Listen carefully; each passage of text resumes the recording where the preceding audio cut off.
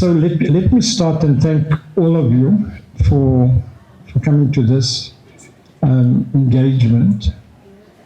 It is on the back of, and the people we've invited, we did indicate it's open, but we also understood we only have this particular boardroom. So it was yesterday, I think, Saaliegah, when the CEO called me panic. And he said, he's fearing that they can be. I said, no, don't worry. I was in KZN, but I said, don't worry. We're managing the numbers. So you actually that came and responded, thanks so much. We said we can't have more than 30 people in this room. So that's more a strategic discussion. So we hope to delve into real issues, but also into an understanding of the relation between Cuba and South Africa. Not so much just the history about it, but the cultural aspect to it. The fact that we are based in Africa, and as the founder of the Cuban Revolution, Fidel Castro, argued that you cannot be a proud Cuban unless you recognize your being African. So there's a very deep bond and a very deep connection. The ambassador will reflect about himself also a little bit later, but he would be able to touch deeper into the participation of Cubans in the South African environment. And some of us would be able to speak about South Africa in the Cuban relation. It is a roundtable. So we would like to elicit discussions around it, meaning people need to come forward with a process of thought and even then suggest things that we'll minute and that we hope to take forward. What we can say is that the last couple of weeks, and it's years, but in particular the last couple of months, I think it was the 1st or the 2nd of January, I was in Namibia, and as you wake up, you see this news about what happens in Venezuela. And the last time that I was in Venezuela, it must have been 3-4 years ago, we were speaking on, I was addressing a conference, and it was around ICT, but not necessarily from a technical side. It was from a governance angle, not government, but governance angle. But what was interesting for me, it was 3-4 years ago, an ambassador, Your Excellency, as that discussion took place, as we were flying back, there was the notion in the multimedia in South Africa that there was an internal massive revolt in the country. So we went to the parks, we went to the communities, we walked around, and the few of us, myself and the General Secretary of the Friends of Cuba Society, we reflected on how the bad the media in the South African context was able to narrate a story that was not true at that particular point about Venezuela. Also, for a lot of us, it at times becomes mind-boggling, and some of us understand the context why, that our South African national broadcaster, meaning the SABC, many times gives a Western view about the narrative about the geopolitical space in society, about what happens, whether it's in Latin America, in particular in Cuba, what happens in Iran, what happens in the Middle East at large, but there's a particular narrative that our own broadcaster at times portrayed to the world. And especially if we reflect on where we come from, and the fact that we are a democratic dispensation, precisely based on the solidarity that people across the world, and in particular the Cuban society and the people of Cuba, essentially showed to us in its humanity. Post-94, apart from the solidarity that the Cubans have shown to South Africans, but we also saw beyond 94 was the fact that we saw solidarity in the context of the development So in the Western Cape where we are, at some stage in my life I would have been the provincial MEC, member of the Executive Council for the province. And at that point we had 38, 39 Cubans in Western Cape, engineers, quantity surveyors, architects, doing work in the Western Cape. So those of us that know anything about Joe Slovo, the N2 housing development, so you get up from the airport and you come into Cape Town, we can safely say that that development, part of the quantity surveyors, the architects and the engineers that were helping to construct initially Joe Slovo was Cuban engineers. I can say that because I was the MEC, the national minister was Lindiwe Sisulu, and the mayor was Noma India Mfiketu. She became subsequently the ambassador in the US at some stage.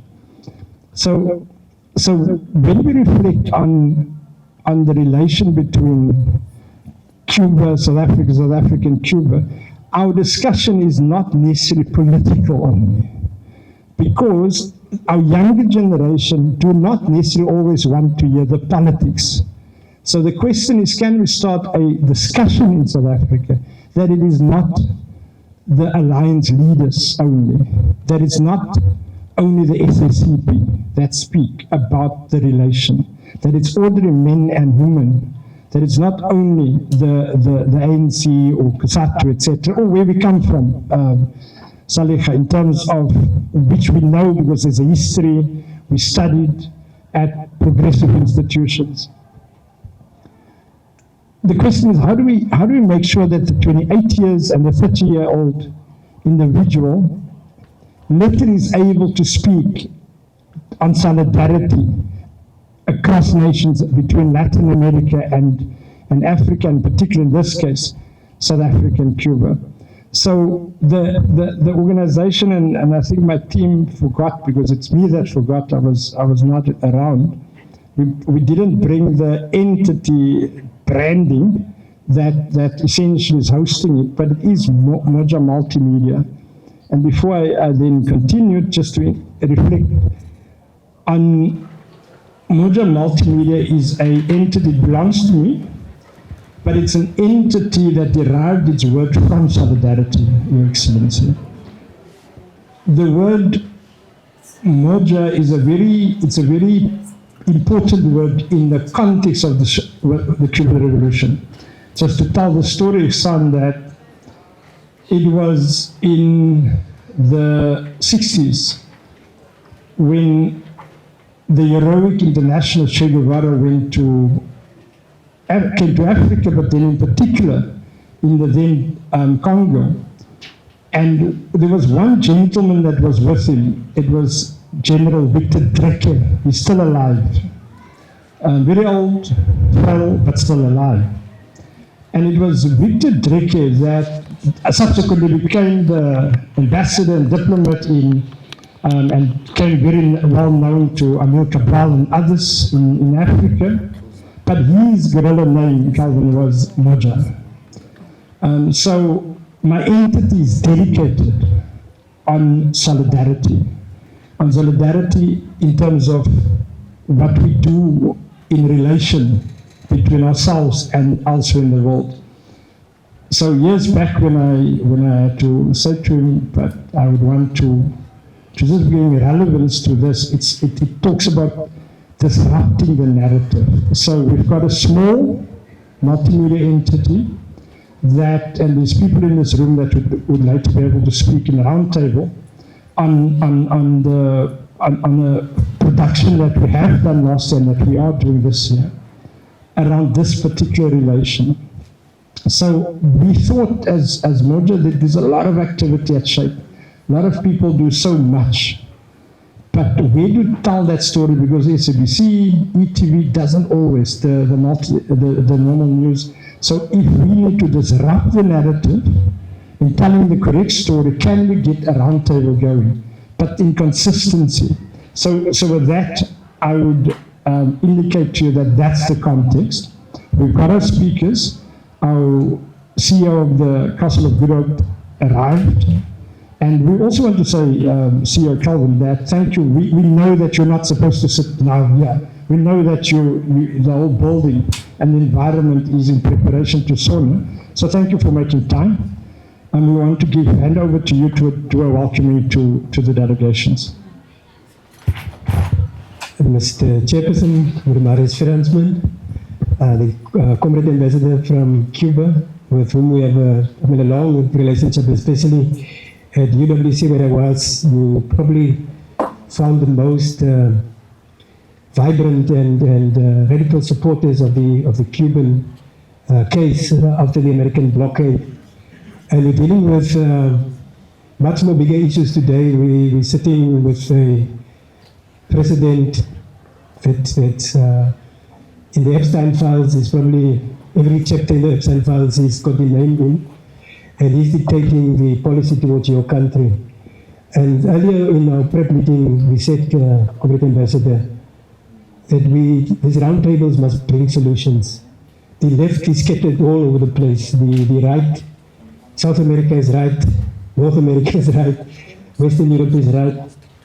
There's also, is Japan also now a right-wing government, sir? Isn't it? Right-wing, yeah. They're changing to a right-wing government. So the forces of the left, we've opened this colonial building as quintessential right-wing institution into this kind of solidarity work. So to the people, the South Africans here, in consistency under Saaliegah's guidance, the Cuban support movement is here in this room today around this round table to don't look for further analysis of the corpse, but for solutions. How do we replace the corpse with a vibrant humanity that we all strive for and fought for? So welcome here in this very important room. This used to be called the Alamtaz Hall, but as you can see, this part is totally decolonized. We have Dr. Villa Busak's work on Madiba here in this room. And so we continue. This very round table is part of the decolonial journey of the Council and welcome society at large. So thank you, Chairperson. Thank you so much. So we will now hand over, but before he actually render an item, I think it's important that he also just introduce himself. Not yet. So we mentioned culture because at the end we want to see, what's the name again? Brian. We want to see the salsa here, right here, just as in Louisa can join you or Jolene will, Lauren will join you in that. Okay, so, ladies and gentlemen, welcome, comrades. My name is Chris Ferndale. I have been in the earlier days of the solidarity movement, supported Fatima and all the other comrades, and was able to go to Cuba in 2005 on a cultural exchange. So I am not going to do a Jose Marti poem today, but rather an interpretation of our own experience. So that is what we'll do later. But Mansoor is going to do his song. We are from the Cape Cultural Collective, and Mansoor will start off by doing his Midnight Blue song. We are founder members of the Cape Cultural Collective. We were formed in 2007, and we've grown into a broad cultural movement, including youth choirs, children's choirs, a senior choir on the Cape Flats, of a multicultural form from Camps Bay to Khayelitsha and so on. We currently have an ensemble that Mansoor heads up with singers and musicians from Langa and all the various townships. He even played in a Klopsa band a couple of years ago. So Zacky is a music teacher, and I've just fetched him from one of the schools where he is teaching learners, and he's formed quite a few learner jazz bands already. So he has a repertoire of Latin music, so he can play in between if we need him to. My name is Chris Ferndale. I coordinate the poetry and creative writing skills workshop of the Cape Cultural Collective, and we've reached out to rural communities as well. Like within your revolution, we went to Regla when we were there, we went to Las Terreras and in the rural areas and met the people there.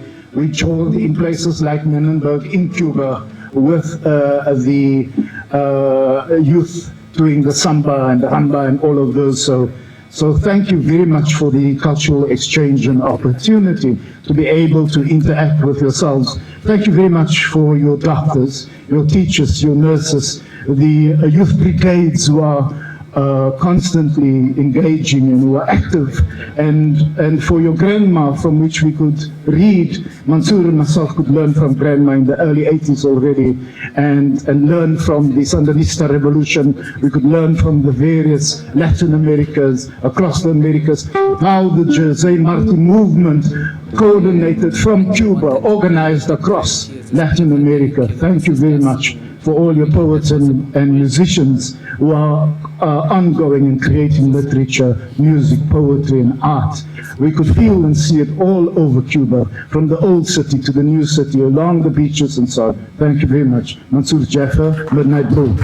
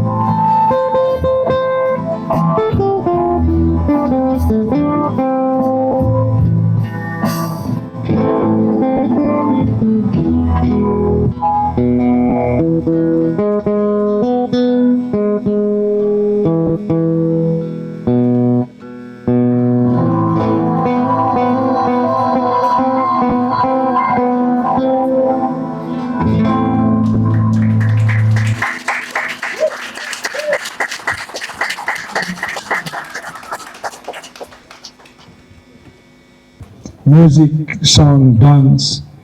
And I always say that it's that link between, it's the spirit of the South Africans at large, but I say there's a spirit here because of the First Nation, the people that walk the space here. Your Excellency, somewhere in 1510, we believe that, not we believe, we know, that the first war of resistance in South Africa took place just here close by, in 1510, where Dalmeida fell as they came in and close by here, and Calvyn will tell you that story, but close to here, the waterfront where it's now, it wasn't necessarily there. The water was coming right close to this. And not far from here, there was an attempt to bring havoc to our children, our forefathers and our mothers of yesteryear. And it was that spirit of resilience that resulted in the pushback on Dalmeida. In the same way, it's the spirit of resilience that brought forth our liberation. And it's the discussion about solidarity and the spirit of resilience through art, culture, etc., etc. And with that, I want to hand over to my co-moderator, Saaliegah, to just introduce our panelists as well. Thank you so much, Marius. Good afternoon, everybody. So nice to see all of you. I think this is quite an important strategic discussion that needs to happen.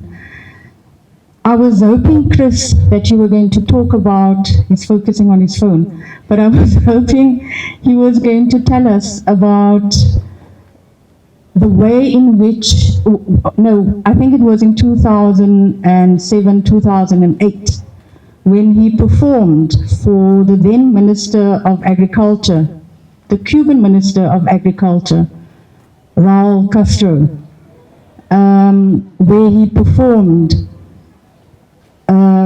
Jose Marti poem.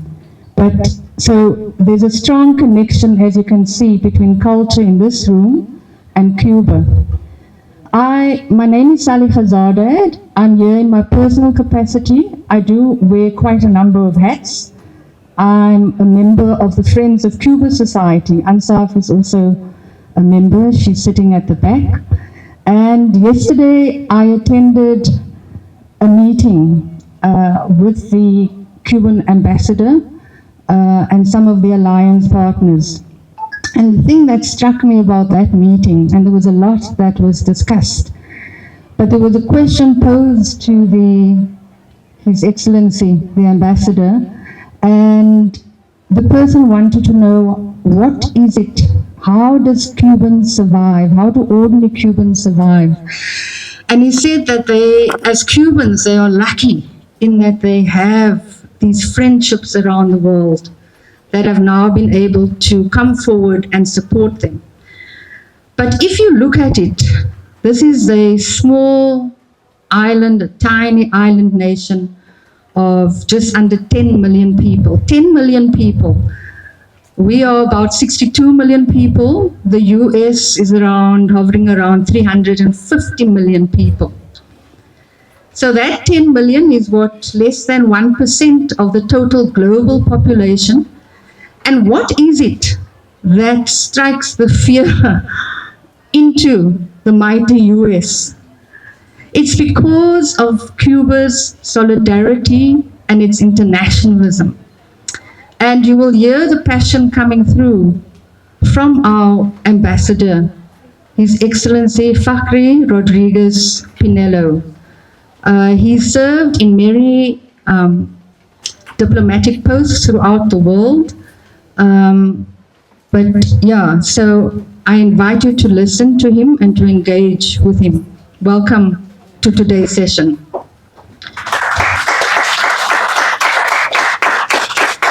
And then, because from where I'm at, you always start on your left. And now we're going to proceed to our right, to our second speaker, Igshaan Higgins. So here at this very castle, we have the Cape Heritage Museum. I was born a Muslim. I think you are still, Igshaan. I was just checking. But it's quite a challenge, to find anything in terms institutionally that captures and preserves Muslim heritage. And so I think this museum, which was launched during COVID, so COVID had its positives, actually foregrounds an important part of Cape history, a history forged in enslavement and a history now forging through the shackles. And it's quite, I think, significant that that museum is based here at the castle that used to be one of brutality, incarceration, promoting empire, enslavement, and now also representing, taking back that history, opening it up, looking at our Khoi and San heritage. And so, Igshaan, you are also a human rights lawyer, but welcome to today. We look forward to your input. And then to my right, we have Dr. Sylvia Brainders. So we were at school together at Livingston High School 4 decades ago, I think. But I remember this enterprising young individual in front of the piano. We still had Mr. Kannemeyer as a music teacher. He was my Afrikaans teacher. I didn't do music. I came from a Muslim background. But we all saw Sylvia and a few others, the music pupils and music learners, as they are called now. And we were all very, very interested. But Sylvia has now evolved into an academic, and she's a musicologist, so someone who writes about the history of music at UCT. She also wrote a book. It's called Parading Respectability. And it's about the Christmas choirs. And she again connects that in the same way that Igshaan does to our history of enslavement and what that means today in terms of liberation and what options there are for the future. So her presentation, she said it's going to be a PowerPoint one, and it's going to be, she actually said, Saaliegah, what is the point of having a discussion around culture if there's no music? So her presentation is also going to include some music. So we really look forward to that, Sylvia. Thank you for being here. Thanks. Let's therefore appreciate our speakers. I'm going to hand over immediately to Ambassador. Ambassador, the Cuban society, you've got a history with South Africa, but more recently, you actually were deployed as the diplomat in charge for South Africa.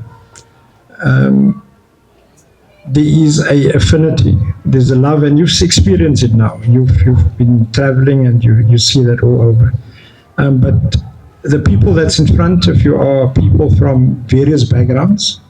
Some of them, for example, would have in the media world, some in the culture world, some in the political space, some community activists, NGOs, etc. People from the film industry.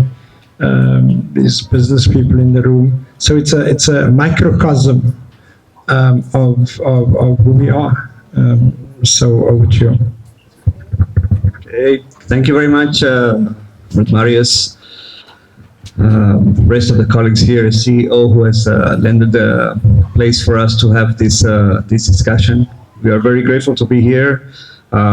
So it's really our first time to enjoy the wonders of Western Cape and especially Cape Town. So we're very happy with that. Hope to be coming back again because we see and you can feel that the city enjoys a rich culture mentality, a rich cultural background, which you can, we were talking with my colleagues. It pretty much looks like Cuba in many sense.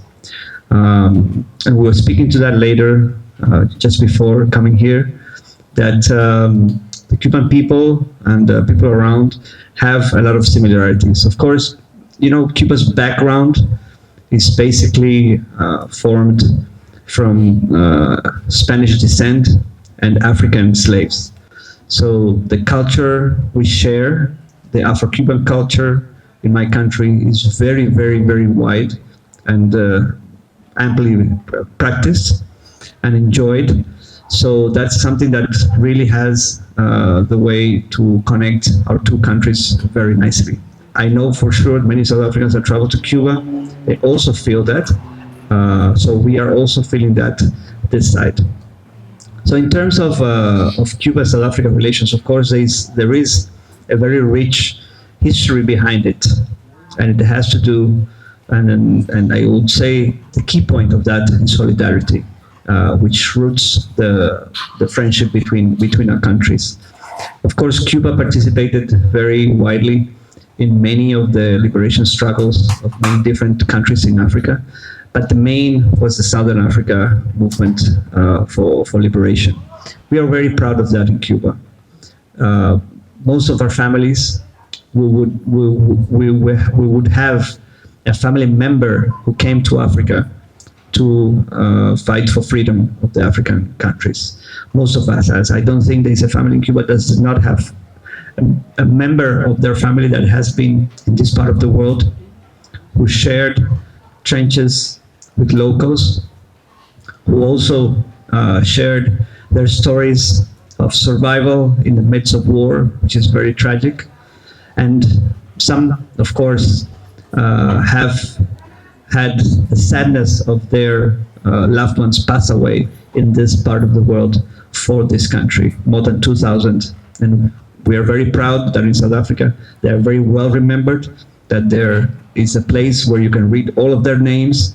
And for us, that is very touching. And it's something that will join us forever.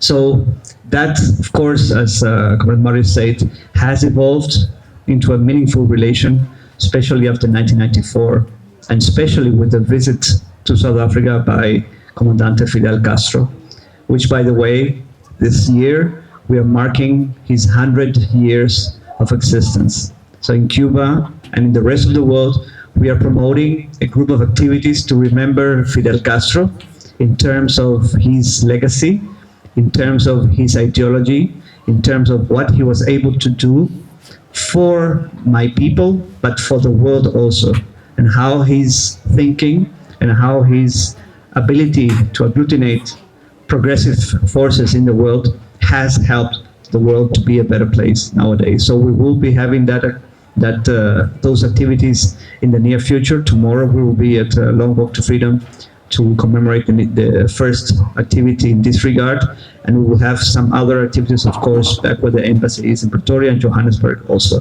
So I would love if that also something that can be done also here in Cape Town. We will be able to come down here and share with you that moment.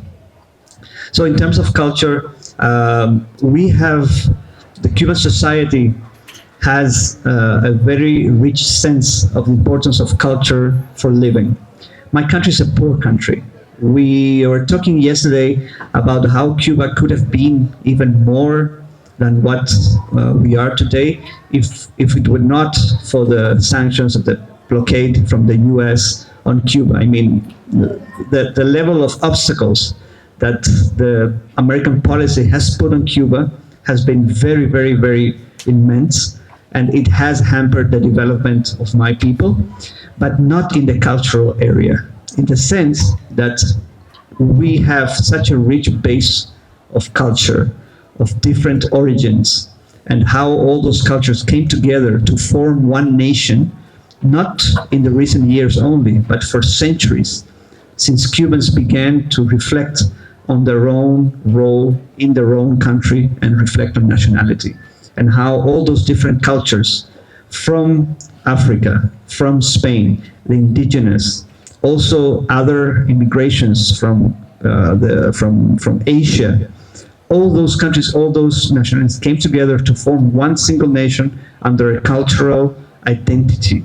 And that, of course, has allowed us to have a unified view of all our people in terms of everyday society issues, be it politics, be it education, be it healthcare, whatever, you name it, the common background is the culture we share and we have been able to bring forward together. So, but that is not something that is done by chance. You have to commit to it. As a government, you have to promote it. As a government, you have to invest in it. It doesn't come by chance. Of course, there's a big portion of it that comes from family ties and from neighborhood realities, but it is basically induced. It's basically employed into power by the state and government. And that is something that Cuba has done very well. I think there are a lot of options that we can look at of cultural cooperation, of extending to South Africa our knowledge on how we manage local cultural incentivation activities in the local area. In Cuba, it's very common to see in every municipality a house of culture where people go and register for different types of courses in culture, be it painting, be it cooking, be it whatever type of area it is. And this is something that becomes also an enriching experience for society, because it also curbs everything that has to do with criminality. It also curbs everything that has to do with unemployment also. So it's an experience that we are willing to share, that we have shared in the past. I'm very happy to hear the comrades explaining how they were able to visit Cuba in cultural exchanges. This is something that we can also retake and redo, because it's very enriching. Traveling, seeing, experiencing the people, sharing even outside the program, just walking around, moving and experiencing how people live, how they dance, how they share a domino game in the afternoon next to the beach. So all these type of things is very enriching for foreigners to live, and we hope that also for South Africans can be done. But also bringing Cuban culture to South Africa also. I know there are a lot of experience in this, mainly on a private to private entity or basis, but there is a wide range of possibilities of cultural exchange to bring to South Africa, different expressions of art, different expressions of culture that can be also be done in a mixed South Africa-Cuba manner. We know that some of them have been done in the past and they've been very successful. So we're looking always to do that. So culture, of course, and I go back to the idea that nowadays for the youth, we do not have to explain our relations through politics, through speech, through political engagement. Culture is a natural way in which two peoples can really connect and can in the end achieve the objective of what we're looking for, which is to put solidarity in the up front and to have a mindset of helping each other in difficult times, which for us nowadays is more important than ever. Cuba is traveling now a very difficult path of socioeconomic hardship imposed by measures from the US, especially by President Trump, who has been tackling all sorts of income for the country, which in the end has one loser, and it's the people, not governments. It's the people who in the end are the losers in this type of activity. So we are very thankful to have international friends. We are very thankful for the work that Focus has done in South Africa to promote friendship with Cuba, how it is able to spread the word, and how it is able to co-opt people to come into the movement and to help us in these difficult times. So I will leave it here. I'm sure we will have some other moment to exchange more views. Thank you. Thank you so much, Your Excellency. Can we then immediately hand over to Igshaan Higgins. Thanks, Igshaan. Thank you, comrade, and welcome to the ambassador and his team. We are very, very grateful to be in your presence today. And as you know, South Africa we share so many things. I'm talking about the oppressed people of South Africa. We share so many things with the Cuban people. And we've always had that, since the struggle days, and when I was a young man still. But Cuba was always seen as one of our potential liberators. I mean, we followed the war in Angola, and we saw the propaganda that the apartheid government spread about Cubans. I mean, they even had little comic books that they basically vilified the Cubans. They vilified communism. They vilified socialism. And of course, as young minds, I'm talking now, very young, primary school. That is probably, they succeeded somewhat in giving us a certain narrative. Until we got to high school, we were taught a different narrative, but not the narrative of the oppressor. I was very fortunate to go to a school in town called Trafalgar High. And this school taught us an alternative narrative. It wasn't just a narrative of the curriculum. We were taught to hate anything that's remotely socialist or communist or Cuban or Russian. We were not seduced by that narrative when we could start thinking on our own. So coming to the issue of the museum, and Saaliegah, thank you for the nice introduction, appreciate it. But I traveled to many places in the world. Some of the places, places like Kazakhstan, Tajikistan, Kyrgyzstan, and many strange places that people would find strange. But the one thing that captured me in all those places, the first thing people would say, let me take you to our museum. And then you go. It's like, and they with pride, they say, this is our history. This is our people. This is our lineage. This is our ancestors. Beautiful things. And I had a sense of almost envy for these people saying these things to me. Then you come to South Africa, and our museums here was basically informed by a colonialist mindset. It was also informed by an imperial mindset, by an apartheid mindset. And silly person that I am decided, enough is enough. I'm going to start my own museum. And you must be a bit mad to do that. I'm a lawyer by profession. I do a bit of radio, I do a bit of TV. But I decided I'm going to start a museum. And that man sitting next to you there, Calvyn Gilfellin, we had a discussion. And I said I would like to do an exhibition at the castle. After I've done a little bit of an exhibition here at the memorial service of one of our old comrades, Comrade Anwanagia. He passed away and we had the memorial service here. And then Calvyn said, well, why didn't you put up an exhibition at the castle? But the word exhibition was there. I don't think Calvyn at that point in time realized it was actually a museum. So I said, give me a space. And they gave me a space. I got my team to come clean up the space, put in electricals, do whatever we needed to do. And then a gentleman, Terry, asked me, when you bringing your exhibition? So I said, don't worry, it's coming. And 2 days later, a truck pulls up. And I told the guys, right, unload. And we started with the paintings, and we started with the artifacts. And of course, today we have a fully fledged museum. This is only 4 years later. We started in the heart of COVID. And 2020, so it's 5 years now, Calvyn. It should be 5 years now.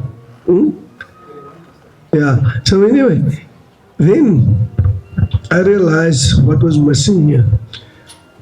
We needed to see South Africa from our eyes, the eyes of the oppressed people, the eyes of the indigenous people, the eyes of the slaves that was brought here, the eyes of all the marginalized people of South Africa. We needed to have a visual of South Africa through our eyes and not through the eyes of colonials. And then, of course, we could tackle these heavy issues of colonialism from our perspective, the heavy issues of apartheid from our perspective. And of course, through apartheid and slavery, we got to the pass laws, where people had to walk around with passes, the tot system where they kept people drunk in order to pay them.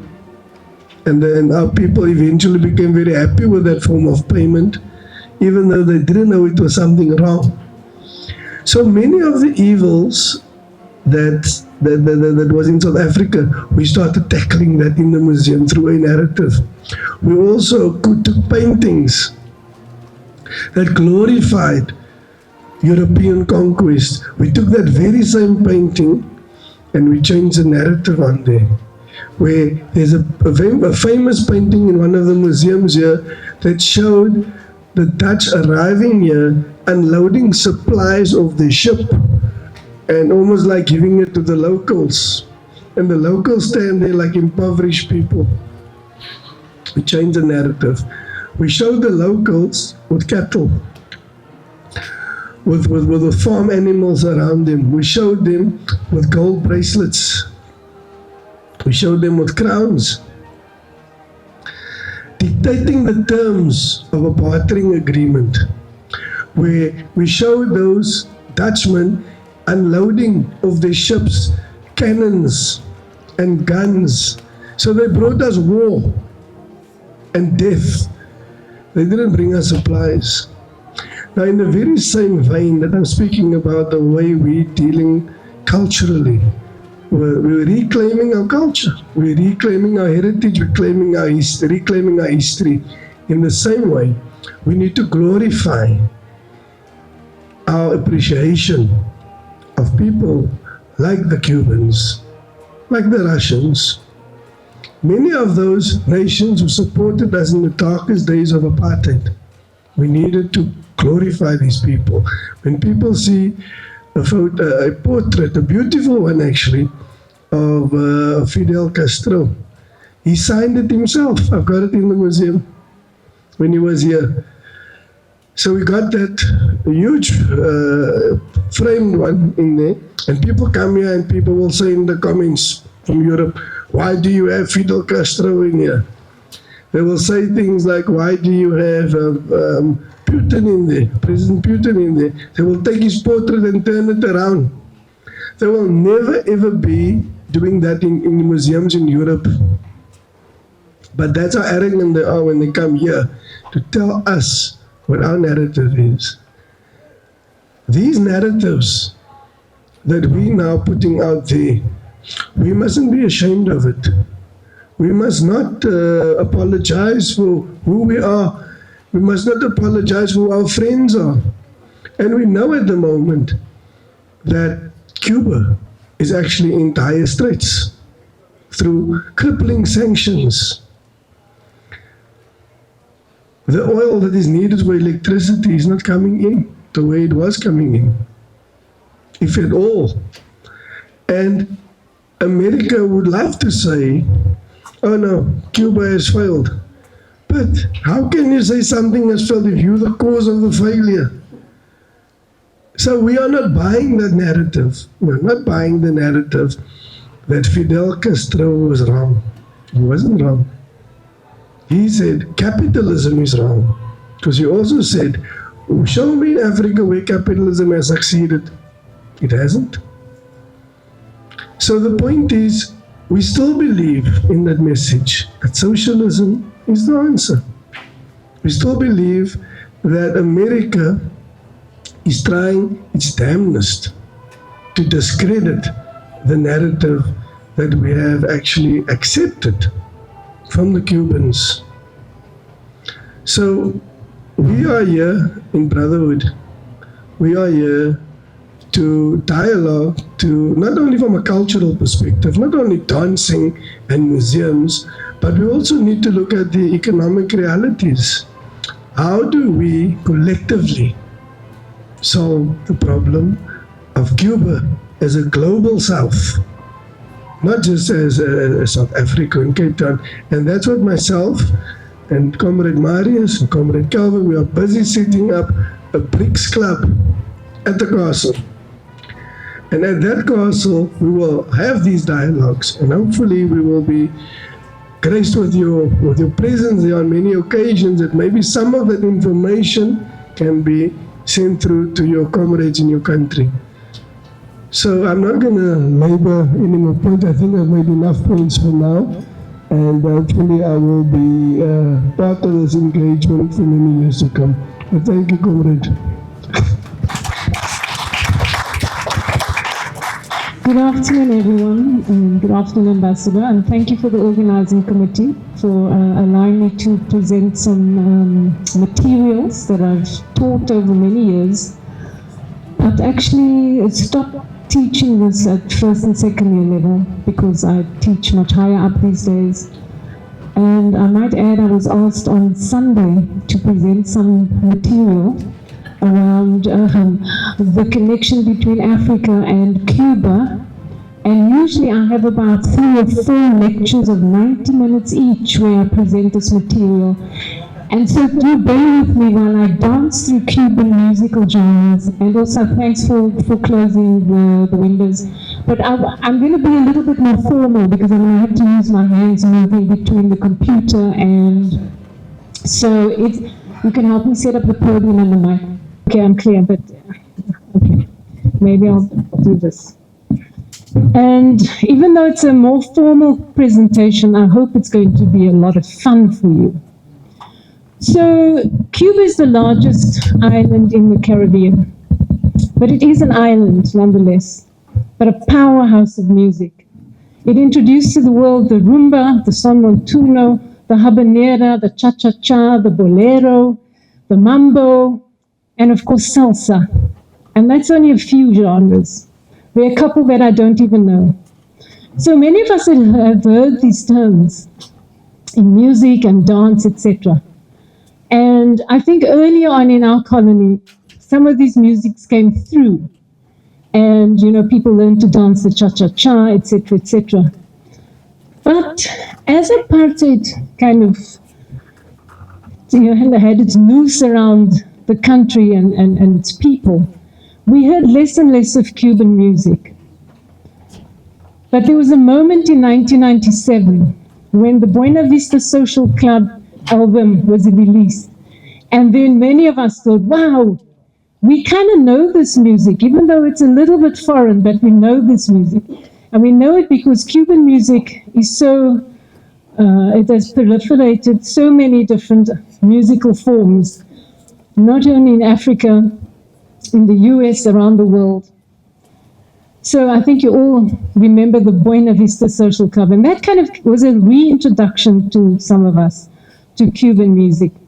So the Atlantic slave trade took about 1.3 million Africans to Cuba. They came mainly from the Congo Basin, which is the 2 Congos, Angola, but as far as Cameroon, Equatorial Guinea, and so on. So that was the first lot of people that went, and many of them were from the Bakongo people. Okay? Later, West Africans were taken as slaves, and we know, of course, a lot about the West African migration, you know, the slave migration or slave route from Africa to, well, it's actually that way, I suppose, on the map, to the Americas and the Caribbean. Now, migration is not only about bodies moving from one place to another, whether it's voluntary migration or forced migration, which is in the case of slavery. People take with them their culture, their music, their cuisine, their oral traditions, their religion. And interestingly enough, it's in religion that the purest forms of these cultural traits are contained. So the polytheism, that's many different gods, of the Congo Basin and West Africa was practiced in Cuba, often in secrecy, and then also in disguised form. So the Spanish who conquered Cuba were Catholics, and they introduced this idea of the Catholic saints. Well, the Africans had their orishas, their gods, and what they did was they mapped these African gods onto the Catholic saints. And what emerged was this religion called Santeria, meaning way of the saints. And they would, for instance, map the god of motherhood and the ocean, who was Yemaya, onto Mother Mary. So when the Catholics thought they were playing to Mother Mary, they were actually playing to the god of the ocean, Yemaya. The same thing happened in Brazil, actually. And again, when people thought they were praising and praying to St. Peter, who of course, holds the gates of heaven, they were praying to Ogun, who was the god of warrior, the god of iron. So you see this kind of connection. And there's a whole pantheon of these saints and gods that get connected. So why am I telling you this? I just need one. I'm sorry, you got to close. I'm going to play some music, and I don't want that music to interfere. So we can see the connections between Afro-Cuban music and African music in the Santeria examples, which I would like to play for you now. So the first one is a drumming example, and you can hear there are bells attached, and they sort of jingle as so there are 3 drums playing what's called polyrhythm. So there's a density of rhythmic activity, and on top of that density, they add the bells. Now, this is a very, very African trait where you increase the density. So increasing textural density in the music allows for many things to happen. One of them is that everyone can participate. Whether you're a child, you're a musician, you're a non-musician, everyone is allowed to participate. And the second thing is, the second important thing, there are many other reasons, is that it allows for such immersive participation that you are allowed some kind of transcendence through the music. So this is a transpossession religion. So obviously there's kind of religious transcendence, but there's also in terms of healing communities, in terms of transcending as a community, in terms of physical healing of people. So that's why this idea of density is included not only in Africa, but all African diasporic musics. So let's just hear this rhythm, and I hope these two talk to each other now. Sorry. Oh, I think sorry, we're not talking. It says it's connected, but it's not connecting.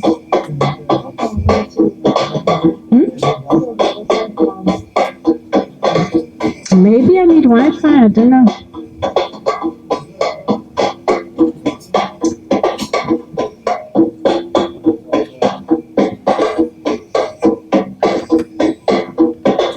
Can I just ask, can you hear that anyway? Yes.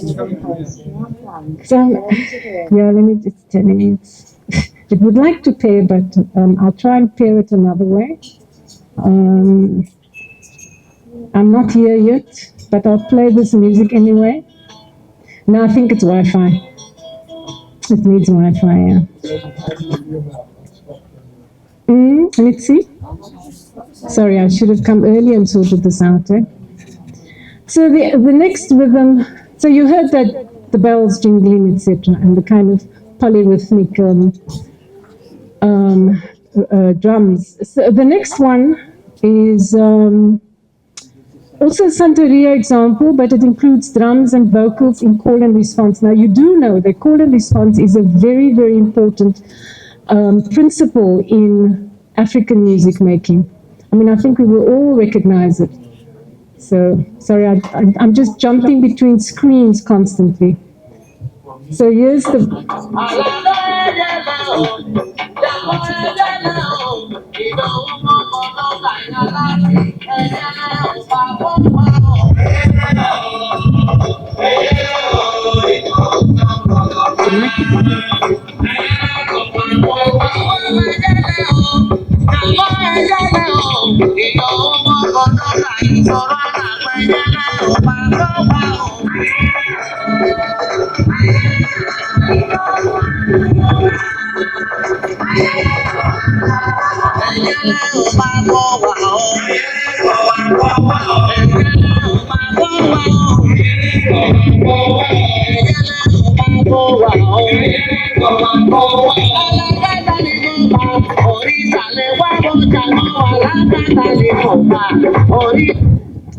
Okay, so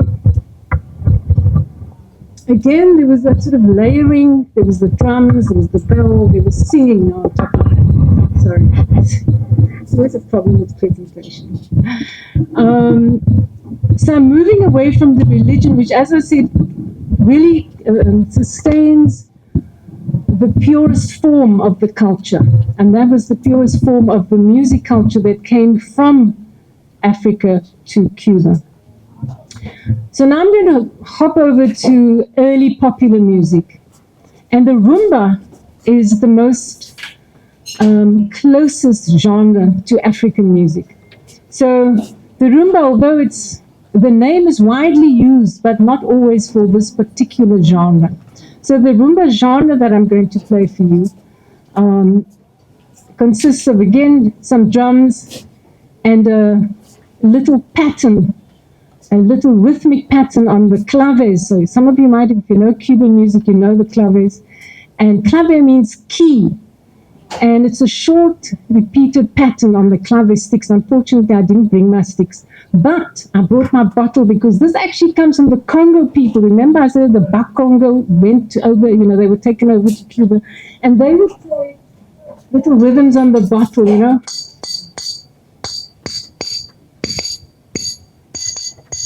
etc.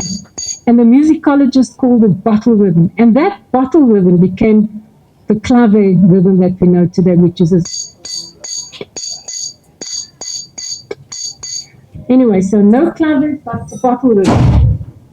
And some of you from Cape Town would also recognize that rhythm is very, very similar to the Guma rhythm. So years back when ships came through Cape Town and they brought all these kind of people and music and records, etc., people heard this kind of rhythm and they picked it up, and now we still hear it in Carnival today. The other thing they do, because they were not only influenced by African musical principles, but also by the colonists who came. And so typically they sing in what we call parallel thirds. So a third is from do to mi, do, re, mi. So they sing do and mi. And they sing that and keep that in parallel. And you can going to hear that. And that's a very, very Cuban thing, but it comes from Iberia, Iberia being Spain and Portugal. They brought that kind of singing over to Cuba. And now I'm going to play. Oh, okay. So there's a clave rhythm. Yeah.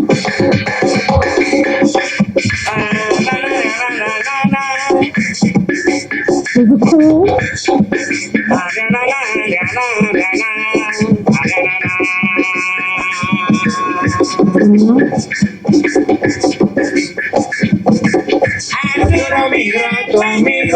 Parallel thirds. Together.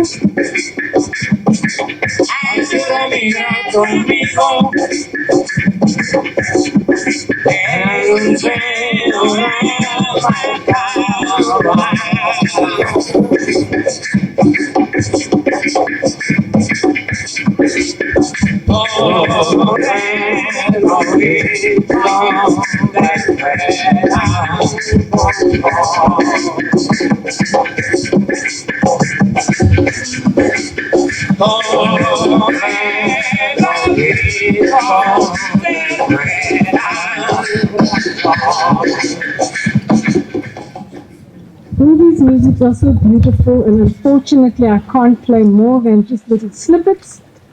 Anyway, so I'm going to continue with my talk. So the next genre is called son montuno, and son montuno is really the one we all know, but we often know it as rumba. And this is a syncretic genre. It used to be only 6 performers. 2 of them were singers. One would play the clave, one would play the maracas. And there'd be drummers, one playing the bongo drums, and the bongo drums, a little set of drums which move very, very freely. and there were some strings. And again, the strings came from Europe. So in the Caribbean and Latin America, they had flutes and they had drums, but they didn't have strings, the indigenous people. So the Europeans brought strings along, and of course harmony, the element of harmony. But in Latin America, there was just a proliferation of string instruments, often very, very tiny instruments. So although the colonizers brought with them the guitar, the violin, the oud maybe, there's just lots and lots of different string instruments that exist in lots of parts of Latin America. So, as I said, it's a syncretic genre, so it's blending both African and Western musical elements. It has a kind of verse-chorus structure, and the chorus is in what's called the montuno, which becomes this extended chorus, where lots of improvisation takes place, call and response singing. So the montuno, sits really very much within the kind of African aesthetic. And it actually comes from an earlier Congolese form of music, which is called the sebene, or it was a musical form within the music, which is called the sebene, which was this freer form of music. So I want to play you, it's an early song. We have lots of different kinds of songs.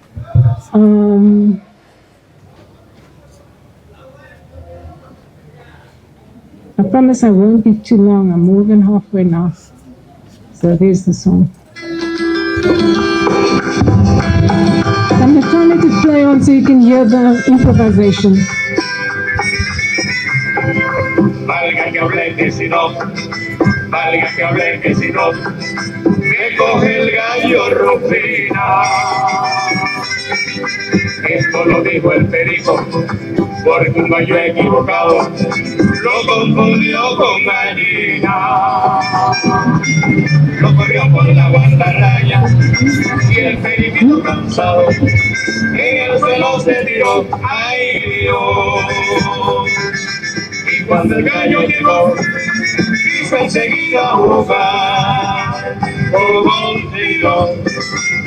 El perico, como un tiro, el perico, del suelo se levantó y al gallo le dijo así. Now, another montuno section. Call and response, improvisation.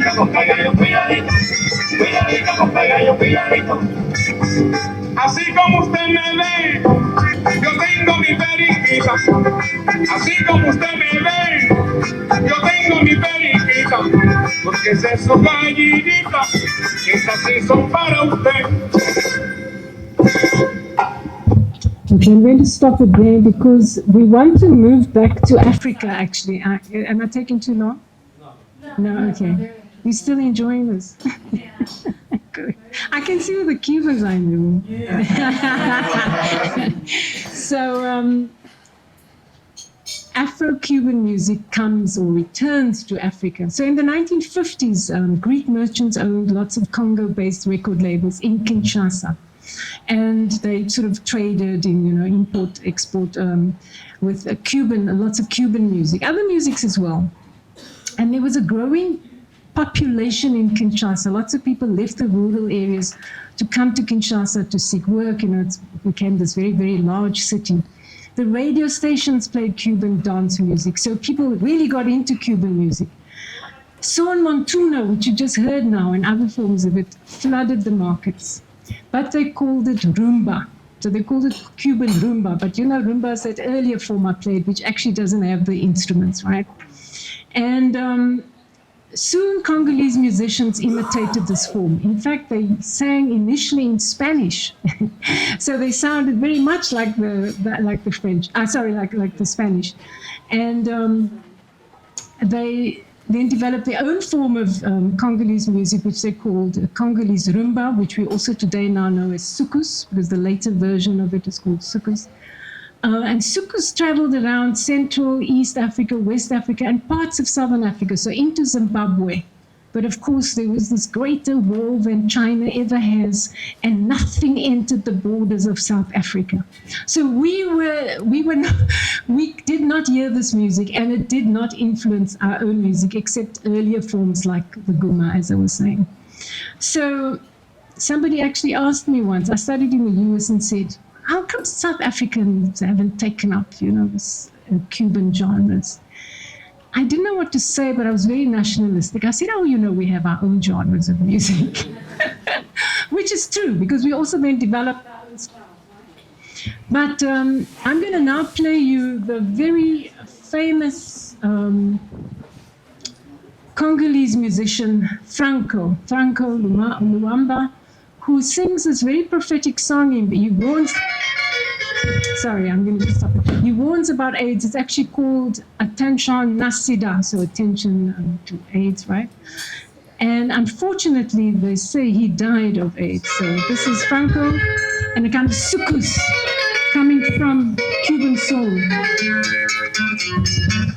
Oh, le sida, une terrible maladie. Le sida, un mal qui ne pardonne pas. Le sida, un mal qui n'épargne personne. You can hear underneath it. Qui laisse impuissante la médecine. It's there.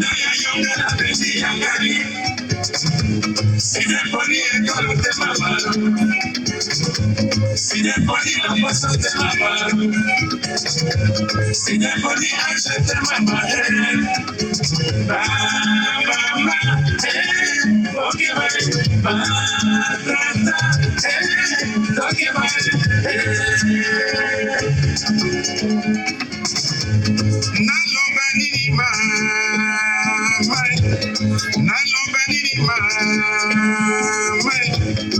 si des caboni piccolo mama, si des pomelinga di pala mama, si des panzelinga. You get the idea. Some of these you have to play for a lot longer to get the full effect of it all. But I'm going to end now with, because I'm aware of time, I'm going to end up with a final piece returning to Cuba, and that is the more kind of recent genre of salsa. Now, not all Cuban genres were actually composed is not quite the word, but established by Cubans themselves or in Cuba. Sometimes the Cubans were living in the United States. For instance, mambo emerged in the United States in the 1950s by Benny More, who was a Cuban, right?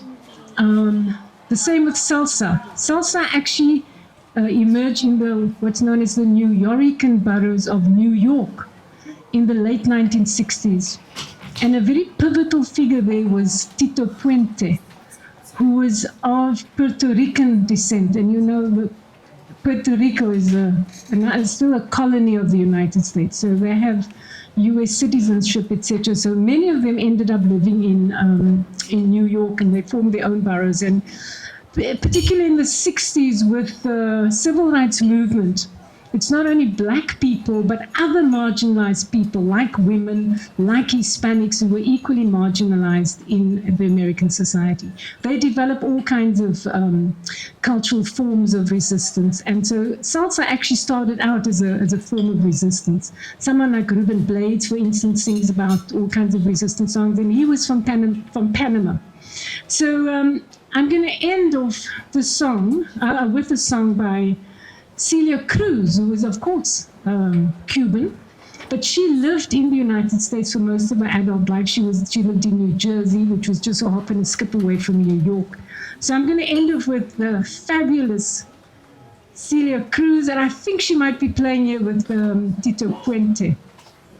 And I can't find it. Oh, I think it's this one.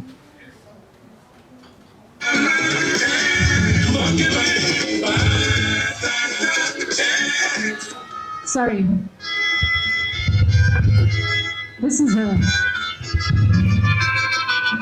It's very simple. Can you hear it? I'm sorry, this isn't working. You hear the bass, you know? retumba con frenesí. So listen to all those percussion instruments underneath. You know where that comes from? Quiero hacer sonar, llenar de alegría a la fiesta del solar.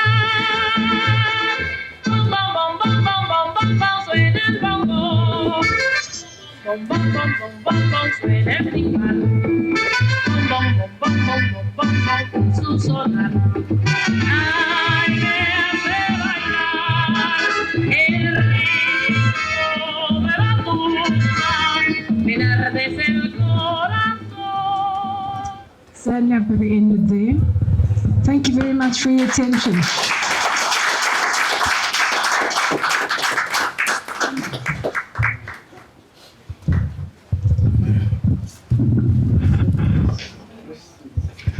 Wow. I think that I am so energized. When I was watching Sylvia and then the people moving in the room, she's right, were the Cubans. I just saw Lawrence foot moving and Brian tapping and His Excellency moving from side to side. But that kept us spellbound for the length of time. It was fantastic, Sylvia. Thank you.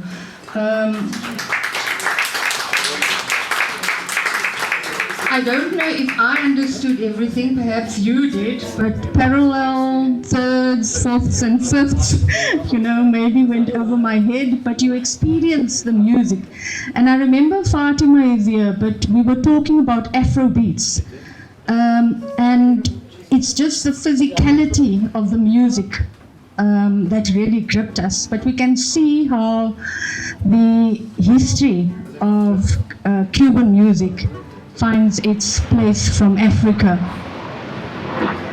So thank you very much, Sylvia. I want to just ask how many people know what the 23rd of March every year means to us. It's in relation to Cuba and Angola. So it's a day that is now honored as Southern African Liberation Day. And it was, I think, passed by SADC in the 2018-2019, but it's a day that recognizes the role that Cuba played in our liberation at Cueto Cuernoval, where the SADC troops were halted in their tracks. And so whilst there's a debate about whether they were vanquished and overpowered, the thing is that following Cueto Cuernoval in 1988, Namibia got its independence and South Africa later on became democratic. So our thanks again and our recognition to Cuba. So we're going to call on the Cape Cultural Collective to render. So are you ready? Yeah. And then just to say to Sylvia as well, who indicated to the room that she was only asked on Sunday. It's true, it's factual, but I was asked only. Do you know what happened? Oh, there we go. On Saturday, the day before, and sitting down here, actually over there where Lauren is sitting, I was asked to do some co-moderation. So the over to you, Chris. Thank you, Chris. Yeah. I think activists should be ready at all times and not make excuses for performing for participation in the revolutionary struggle of our liberation. We've not been liberated in South Africa yet. We are economically oppressed and our people are not liberated.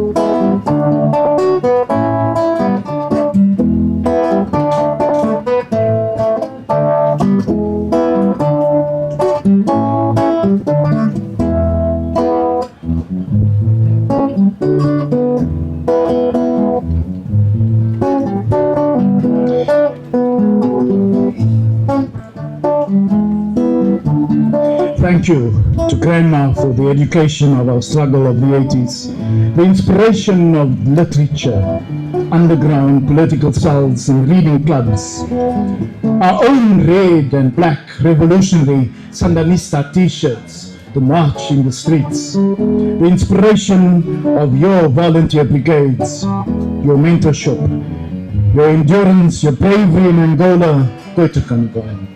Thank you for Grandma, the shield and the spear of the revolution. Unfortunately, our shield and spear has been bent the wrong way on this important day, ahead of our poor State of the Nation address. We studied Grandma here on the Cape Flats. Thank you for the international solidarity, long before we could feel our feet on your soil and drink the waters of your freedom. Appreciation to the Jose Marti Association, hosting the cultural and literature conventions in Cuba for the whole of the progressive forces of Latin America. Greetings to Regla, where we could learn the samba and the cha-cha and the ramba of the free slaves in cloth of white and red, to dance away when the music swept us off our feet. Greetings to the farmers and artists of Las Terreras, where lush green forests were uprooted for endless fields of capitalist sugarcane by colonialists, now revolutionized by our own cadres. Thank you for the warm cups of coffee served by Auntie Maria, the soft juicy smoked chicken, and the meal made of beans, with love from the heart of the Cuban kitchen. Thank you for the beautiful music by Chuchu Valdez in the National Theatre, the jazz music of your youth, the art in the Castle of the Bay inspired us, the reenactment by the actors of the slave bells blasting the cannon order. Silencio! Report to your slave quarters. Today, in this castle, we still observe the prison dungeons, the torture chambers of our ancestors and the leaders in shocked silence. In this castle, the dice was rolled to determine our future. They tortured our forefathers in these dungeons under this building and celebrated their feats in the dance hall of the Katzenellenbogen.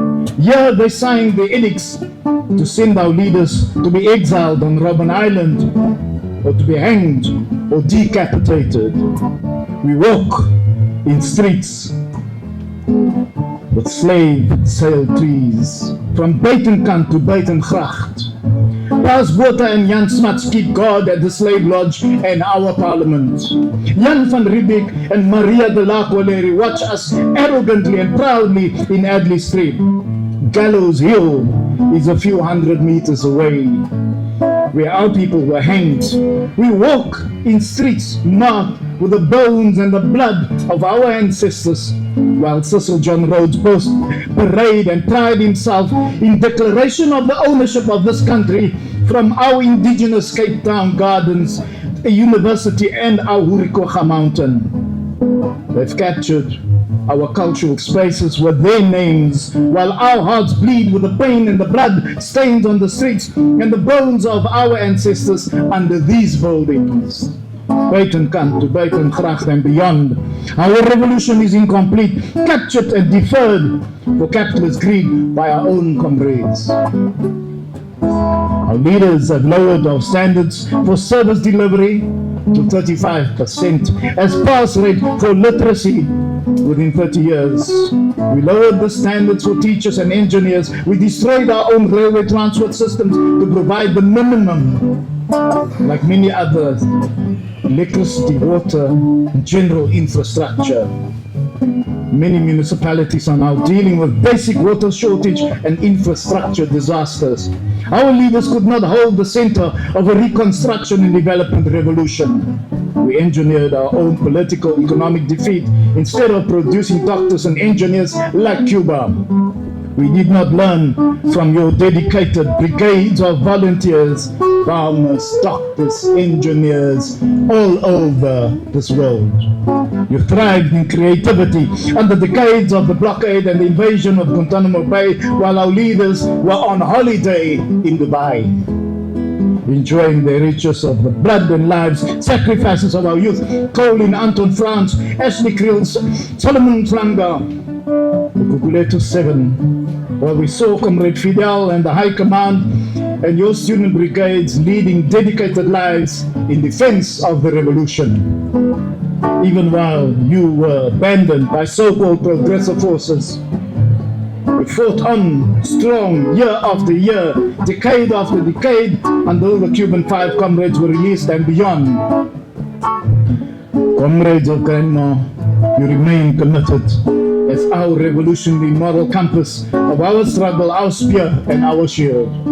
Greetings to the souls of the leadership meeting at the Museum of the Revolution. Greetings to Shay at the plaza overlooking the parades of the volunteers. Greetings to the cultural brigade, societies and clubs, the artists who have claimed their space in every corner of Cuba, from Havana to Guantanamo Bay. Greetings to all the lovers strolling on the beach fronts at sunset and those playing dominoes and their games, free from crime and threats. Greetings to the cultural brigades.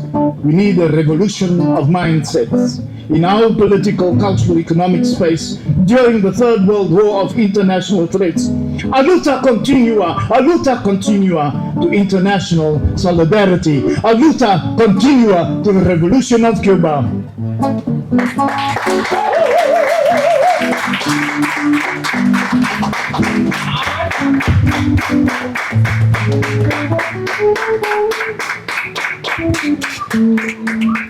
A luta continua, the struggle continue.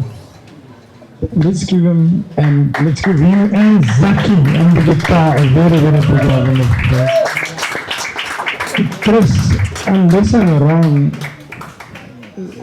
because of what I've heard and the poem itself and contextualizing the space, you've written this Last night. Wow.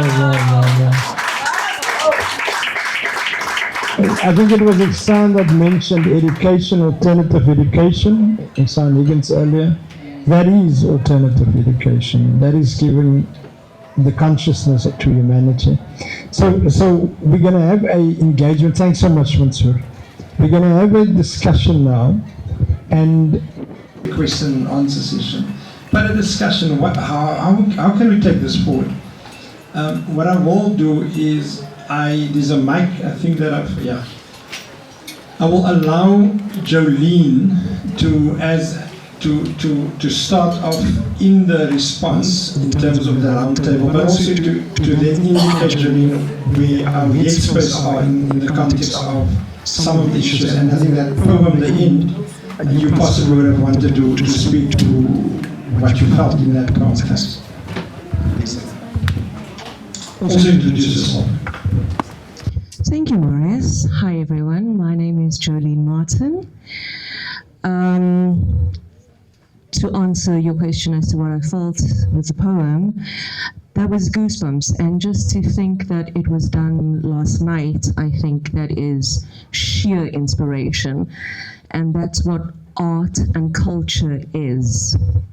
It's being inspired into.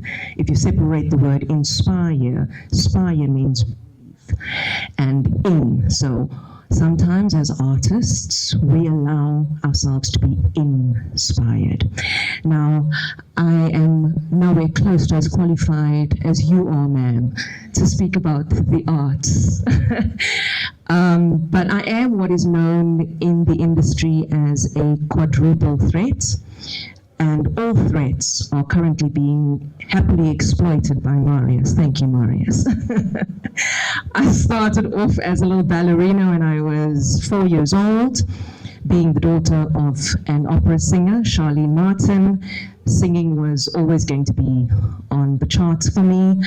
And then I started TV presenting at the age of 13, and later on in my life became an actress. So that's what's known in the industry as a quadruple threat, which sets me up perfectly to help Mr. Fransman with Moja Multimedia. So I've been making notes furiously because the two ladies were competing as to who was given the least amount of notice. So he just told me now. So I think I win. But to refer back to our artist who did the poem, he says a revolutionary must always be at the ready. Okay, the senior revolutionaries have just confirmed. So I'm just going to give you a very brief overview of what we are doing with Moja Multimedia. I see myself as a strategic bridge builder. In the last 10 years, though, through Koi Queen, which is my cultural attire label, it has taken on some critical preservation work. So the community now knows me not just as a quadruple threat, but also a cultural architect. So what we do is we ensure that methods of ancient crafting are preserved. We also ensure that languages on the United Nations critically endangered list, they are preserved. So all of that is being tied into the work that we do. My father retired as a design engineer. My mother was an opera singer, as I mentioned. But both of them had a love for sound. Both of them had a love for music. And they both explained to me the power of frequency, which I won't go into now. But sound, I believe, and we spoke about this very briefly in the interview, Marius, sound, I believe, and I was raised to believe, is one of our secrets to sovereignty. Sound being music, indigenous instrumentation. The overview of Moja Multimedia, celebrates South Africa and Cuba. I have made some notes. And what I have come to realize is that South Africa and Cuba share more than diplomatic ties. We also believe that culture is not decoration, but it is actually infrastructure. Music, language, and storytelling are how nations remember who they are when politics shift. Moja Multimedia understands culture as power and not just content. So one of the first things we're going to be doing is delivering a podcast. This podcast will not just be an interview or a broadcast medium, but it will be a meeting place. This will be focusing on intergenerational conversations consisting of elders, diplomats, artists, and youth in the very same conversation. It will be South-South focused, and it will treat culture as policy adjacent and not soft or secondary. I'll go through this very, very briefly. I won't keep everyone very long. The next thing we want to do is work on a music exchange program. Marius did mention in the interview that we're going to be focusing on music, but we have pinned down two very strong prong points for a music exchange program. Myself, I am co-brand ambassador for something called Arts Capital, and we ensure that artists are taken care of financially. So we have retirement annuities for them, we have medical aid for them. We ensure that when they are unemployed, we become the network that takes care of them. I am co-brand ambassador with he's now a doctor, Jonathan Butler. And so we are going to be taking collaborations to co-creations. So here's where countries like South Africa struggle, and I have learned a hard lesson in this regard. As a singer and as a publisher, I am currently signed to Universal Music, but in order for us to own our digital content, we need to be creating platforms that allow and teach our artists how to manage their own music and intellectual property. So when we talk about a cultural exchange or music exchange program, there are three areas that we would focus on, one being digital distribution that I've just touched on. Then there is obviously mentorship, and then there's language preservation. Language preservation is critical in South Africa because we are dealing with lots of indigenous languages that are not being preserved at the moment.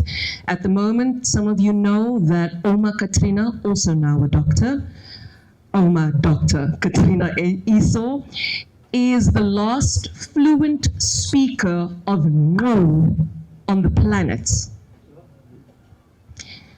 United Nations critically endangered language list. She does have a school in the Northern Cape, which we will be supporting, but the concept is to facilitate preservation of endangered languages through music. Because once a language stops breathing, music keeps it alive. How do we do this? We are currently working with DJ Dino Bravo. DJ Dino Bravo is Cuban, Angolan born. I would say that is revolutionary royalty, if ever there was. But he is based in South Africa. He's currently in Johannesburg. So what we will be doing is we will be preserving languages through music, and we will be utilizing some of the instrumentation that you've mentioned. Thank you so much for that. It reinvigorated my soul, especially Afro-Cuban, because that's the focus. And for those of you who think that a DJ is not relevant in any way, I would like to remind you that DJ Black Coffee just bought the most expensive residential property in Cape Town for 156 million rand, cash, after a divorce.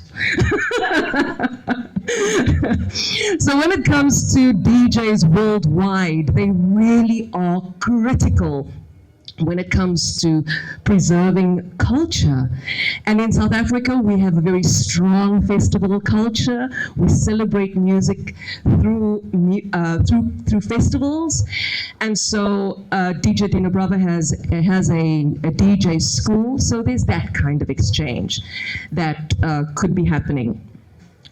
And then lastly, I think very close to Marius's heart is obviously the empowerment of our artists. I'm obviously doing that with Arts Cap already, but that is something that Marius has actually done with me in a very personal capacity. I have produced corporate broadcast before for Middle Eastern Africa, but now he's moving me into a more specialized area in that regard. And that's what we want to do. We want to have active mentorship for our artists. And that's something that we can embed in your culture, Your Excellency. I love what you said about a house of culture. You said every neighborhood has a house of culture. And that I am a product of experiential learning. Everything I learned was up until the last year of high school, matric. And then I was headhunted and taken to Johannesburg to start my professional career. Everything I am is due to experiential learning, and it hasn't stopped. And that's what we believe in. Let's give a big round of applause. I think what she also could add is that podcast will be linked to a space at the castle where we're bringing international, local, various individuals together, and also linked to a strategy with the BRICS club that Igshaan said. So it is, how do we connect the world? That's really it. And can there be a space where we connect it? Can we have an orientation to it? And therefore I want to say thank you so much again, Calvyn, for allowing these type of engagements to in fact happen, so that we literally put things forward. Is there, can I now take hands in terms of the discussion? There's one. Where's the mic? One. Bjorn, I'm gonna, yeah, ek gaan jou sommer sê, yeah? Okay. I see Louisa. Yeah, okay, thanks. Just to add into the discussion. Yeah. Thank you. I think thank you to the three speakers. They, each of you bring a dimension to this element of international solidarity. But I want to ask the ambassador something that I picked up. It's very prevalent. When we fought for freedom and through the liberation, it was about political freedom first, and now we're in the economic space, economic liberation. But you put a lot of emphasis on culture as a weapon to build the nation and to bring about that transformation. But I'm not sure how it's going to be in our country. Our country before 1994 was it 13 or 14? It was Kwandabele, KwaZulu, all of this. How you think culture can bring, as a force, can bring all of, and we have 62 million people, you have 10 million, less than 10 million people. I know it's a difficult question, but I think the way the world is going, if you talk politics with the youth, they're not going to listen to you. It must be through music, sport, and all of that. But how do you do that? Thanks. Can we get the mic and move to Bjorn? And he was actually the last one. He was just asked now to speak. Just following the trend, yeah, that I've picked up. Am I supposed to speak right now? Your Excellency, Mr. Ambassador, Calvyn CEO, Marius, I greet you in the revolutionary spirit of Simon Bolivar, of Che Guevara, of Fidel Castro, and of Hugo Chavez. My takeaway from today is that, and I'm encouraged at this focus on cultural exchange, but also very concerned about the economic question and how, in the face of empire's blockade on Cuba, we can work to circumvent and help build economic prosperity in Cuba as South Africans, bearing in mind that we are ourselves not economically liberated. And I'm encouraged because of this call for solidarity, for unity, and that we operate in a spirit of cooperation and not competition, of selflessness and not of selfishness, of love and compassion and not of aggression. That makes me proud. Thank you, Mr. Ambassador. Thanks so much. I think Louisa, you're a filmmaker, isn't it? Do you want to? Okay, no. But where is McGann? She left. Okay. Thanks. Anyone else that side before I come this way? There's a. Good afternoon, everyone. Good afternoon, Mr. Ambassador. My name is Charlie. I am from China. I am doing my PhD in South Africa, and I also am the founder and president of a global youth-led nonprofit. We have over 100 young professionals, young leaders from across 6 continents, so we're truly global.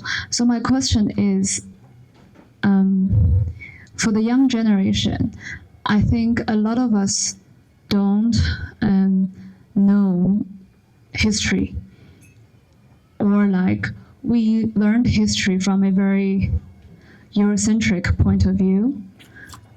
And I want to ask you, what do you think the young generation should learn about when it comes to, anti-imperialist struggles. And also, for example, for the younger generation in China, what would you like to say to them? Thank you. Thank you. It doesn't need to be a question. There's a hand over there, 1, 2, okay. Yeah, no, thank you very much. The presentations were extremely inspiring.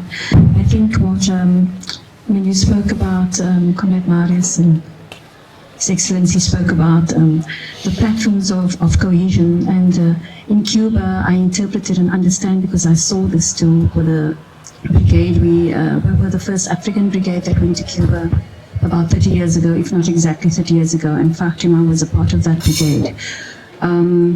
Was there that the cultural cohesion is institutionalized in the political cohesion. So when you talk about the committees of the defense of the revolution, culture is a key part of it. It's part of the schools, it's part of the heartbeat and the soul of the community. And so what I draw from what you've presented on the cultural hubs is I think it's going to be quite important. And as you said, Jolene, I think you said it, and someone has said it, Charlie, is how do you motivate and inspire young people without necessarily having the dogma of politics, is how do you then develop those cultural hubs on a micro level, piloting in communities as part of solidarity, whether it be with Moja, with other organizations, through BRICS, through Focus, with that kind of support. That's only one layer. It's not obviously the economic layer, but trying to institutionalize and change the narrative and thinking patterns and to create hope in communities too. Thanks. Thanks, Ansaaf. Next person. Thanks, everyone. Good afternoon. My name is Nondo Musasona. I'm coming from Cape Town. Mine won't be a question. Just want to register that I was highly touched by the poem because it really speaks to our history and our experience as South Africans in particular, and touches on our international relations, because remember, in the struggle for our liberation, countries that have been mentioned and countries that are here now, they were at the forefront in terms of supporting our struggle. Now, what I want us to take forward in terms of the future engagements and relations, there's a lot that has been said about the youth, about education, about the economy of our country. My view is our country is actually dead. We don't have a country. We don't have a government that has got a desire into changing the country. We are so unfortunate to be in the so-called democracy, I will put it that way, because we thought after 1994 we'll enjoy the fruits of our struggles, but till to date, we are still back then. There is no sign. So I want to suggest going forward, we need to have these international relations and we need to exchange the change ambassadors, so that if we go to Cuba, what we experience in Cuba, we come and implement it in South Africa. Worse and worse, our education, you know, this thing of our children now, the minimum pass rate in a subject is 30%. To me, it's an insult, because when a child applies for a university, there's another requirement which that particular child cannot meet. Or else we bring the history, our South African history and our political history in the world to the syllabus, so that our children would know what they would expect in life. And or if a child is wishes to be a doctor or a carpenter, that system needs to be changed, because that thing should start at the grade 1 level, so that the child grows up with the skill. So then the child does not learn to be an employee, the child learns to be the entrepreneur. Thank you. Thank you. There was the other back. That's very, very valid points. Okay. So my name is Seko Maseko, originally from Johannesburg, but now I work here in Parliament here in Cape Town. I originally wasn't going to say anything, but over here, she actually said something really important, and it really got me thinking. Obviously, judging based upon our history and everything, and let me put it to, most of our population lives in poverty. Number one, it's not all the time where someone can actually complete matric completely, go to varsity, and pretty much continue working or doing. That's exactly what I did, and I'm very fortunate enough to have gotten that opportunity. But now that it's making me realize that there's a bigger world out there. You know, we have small battles here. Like, for instance, we have something called black tax here. So after one makes it to a certain level, there will always be family members that you have to either assist, you can take over. I know when my dad's oldest brother passed away, he had to take over my cousin, and in terms of that and all of that.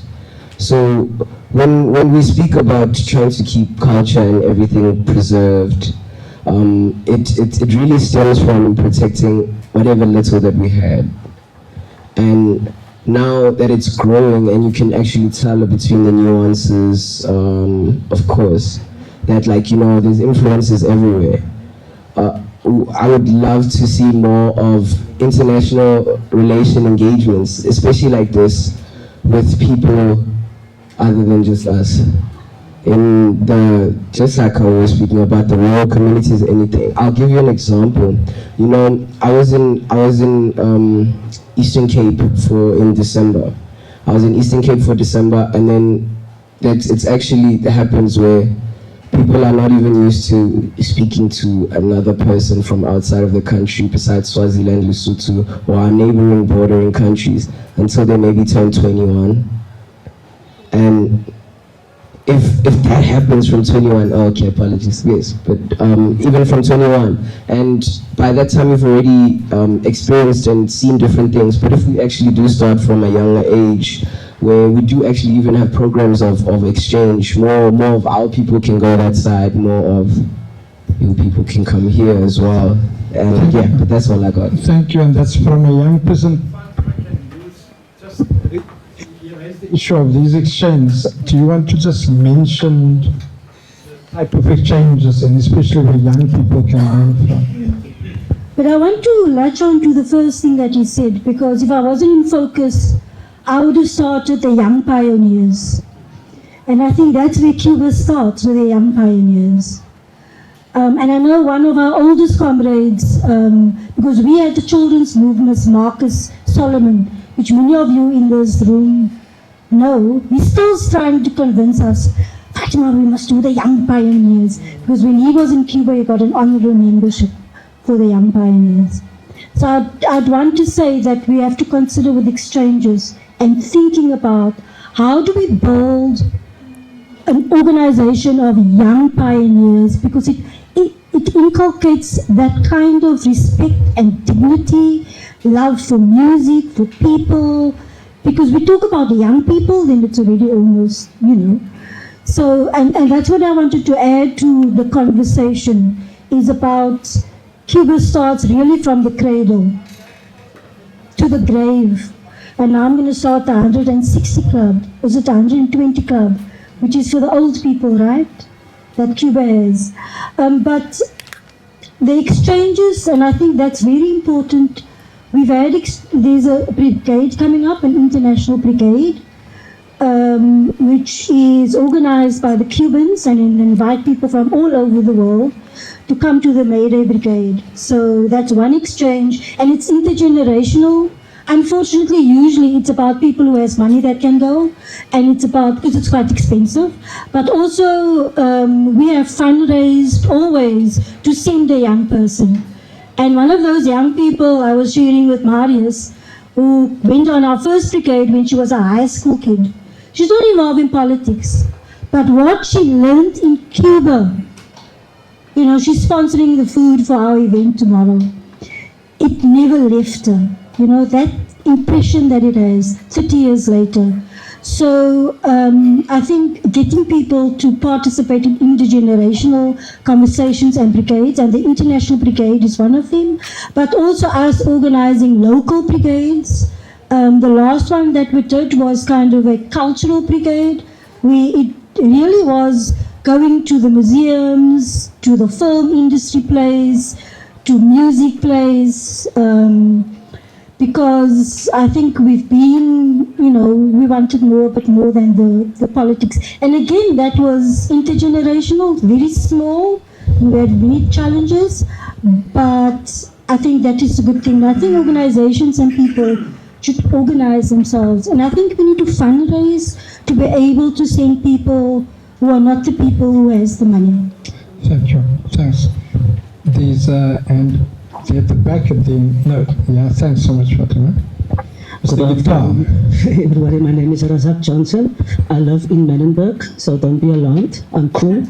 As Mr. Ferndale referred to me as a music teacher. I'm actually a music coach, so I don't have the necessary papers to teach music, but I can teach you until you perform. Now, I would like to comment on what the lady said earlier about her organization. Today, the learners asked me, why am I dressed like this? Because normally I have totally blue clothing as my uniform, and I told them, I have a performance at the castle. So the first question after that was, are they going to pay you, sir? So I said, yeah, they give a stipend, so it's only one song, so yeah. But the thing that the lady mentioned is that there are help for our youth. It is very sad, and often I hear how some learners come to me and they didn't eat for the day, or the father is not up to the respect and things like that. So somehow I'm also a life coach, and I also have to deal with my 5 teenagers at home, and I also have to explain to them what the future holds for them if they are not educated. My one son is going to Spain in a few months through the talent of music. So I guess to tell the learners that I'm training, they are light at the end of the tunnel, but yet as I go home, the things that we witness, and now there's really light at the end of the tunnel. I would like to join the organization because sometimes I also have to play for free. As many times we are often, as artists, we are often looked at, this is not a real job. And it's been told in my face, that's not a real job. But when I told, like 30 years ago, yeah, but I earn 350 rand at the Baxter per week. How much do you earn as a carpenter? Then that guy, we were in the same school, he said, wow, that's a lot because I only earn 150 rand 30 years ago. So, but yet between jobs, there's where the struggle really is, when we are unemployed. So thank you very much for the help. Thank you so much. That's the face and first-hand experiences. So thanks so much for that input. McGanty, also just a quick synopsis, especially for our international guests as well, just your work, without going into, the 100 years. My name is McGanty Pillay, filmmaker, producer, director, and I teach film as well. I've been making films, working in film, theatre, being inspired by and catalyzing women poets. I'm the first woman of color to have directed a feature film in South Africa in over 100 years. I've made over 50 documentaries, I've made features, reality, but it's all in service of changing the narrative and helping people that their stories matter. And the reality is, even seeing films from Cuba, just with people of different hues all in the same film, will actually be revolutionary for South Africans. even if it's not, the best story in the world, but just that image, the image is so powerful. Cuba has long been an inspiration for me. They used to call me Cher. At university, I was just saying to the ambassador, I used to have my little beret and my green fatigues. And I met someone recently who said, "Oh, are you still like that?" I said, "Yes, I'm worse. Now I'm worse." Because the challenges in South Africa haven't ended. And I think we all need to also put things in context. We come from over 360 years of colonialism and apartheid, and our journey has just begun. So we cannot be tired, we cannot lose hope. We need to find the resources, we need to find the tools to keep moving in the direction of the dream that we want. But what I wanted to just raise again is there's so much to learn. Innovation, there's so many, even biofuels. I'm thinking about the crisis that you have, but you do have biofuels as a technology. And even though we have it here, we haven't maximized it. Erasing illiteracy using film and subtitles. We have a crisis in education. So there's so many tangible, real solutions that Cuba can offer South Africa. And we look forward to learning and growing. Thank you so much. Then just indicate the episode that you're working on without going into all the long details of it, but just a synopsis. So we've just completed Legacy of Hope, the Frontline States Solidarity of South Africa, where we looked at the contribution of all the countries around Africa who have supported South Africa in its liberation, and putting into context what's the real experience of apartheid, what were the major challenges, what did people experience when they went out of South Africa, what were some of the challenges in the country, and just the solidarity, and to remind ourselves that we didn't actually get here by ourselves. Cuba, of course, played a huge role, and along with all the other countries. So we're very grateful to have had the opportunity to learn more and to hopefully share this and inspire all of us and remind all of us, but especially our young people.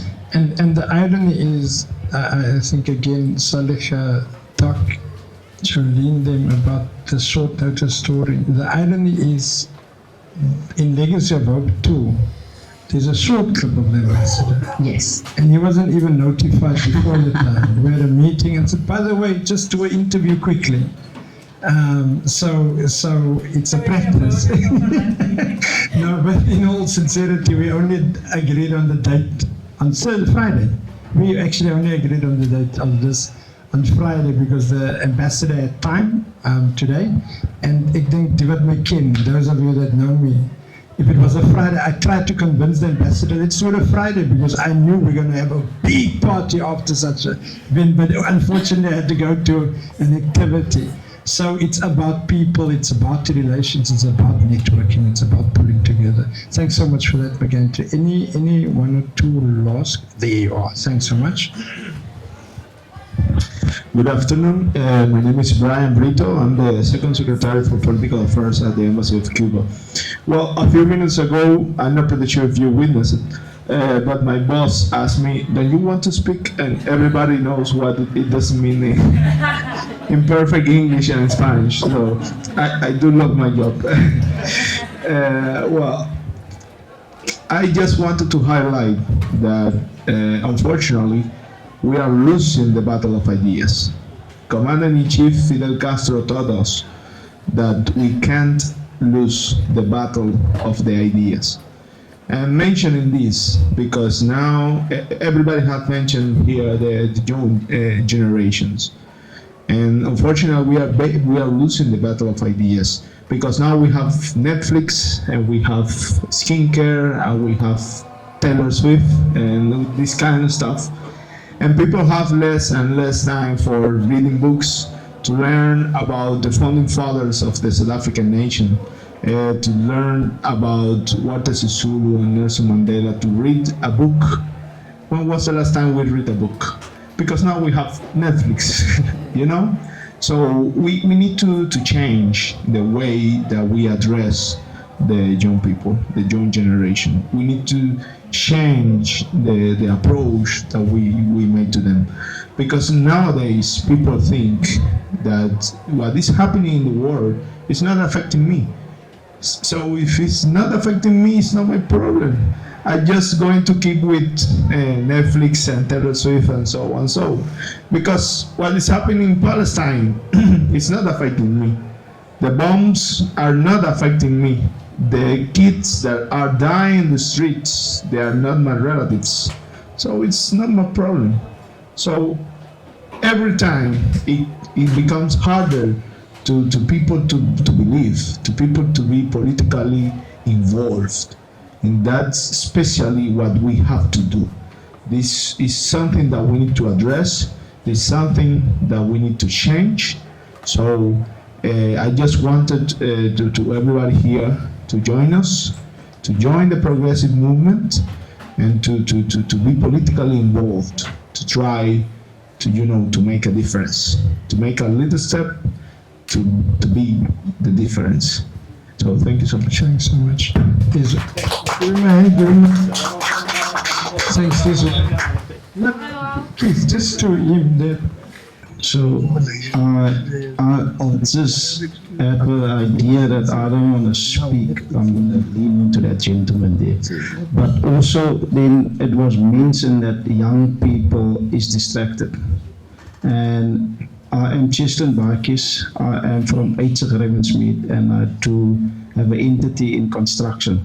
And the passion in construction is that we send as an entity with TVET colleges currently over 190 individuals that went for TVET, paid stipends, carpentry, welding, plumbing, electrical, and etc.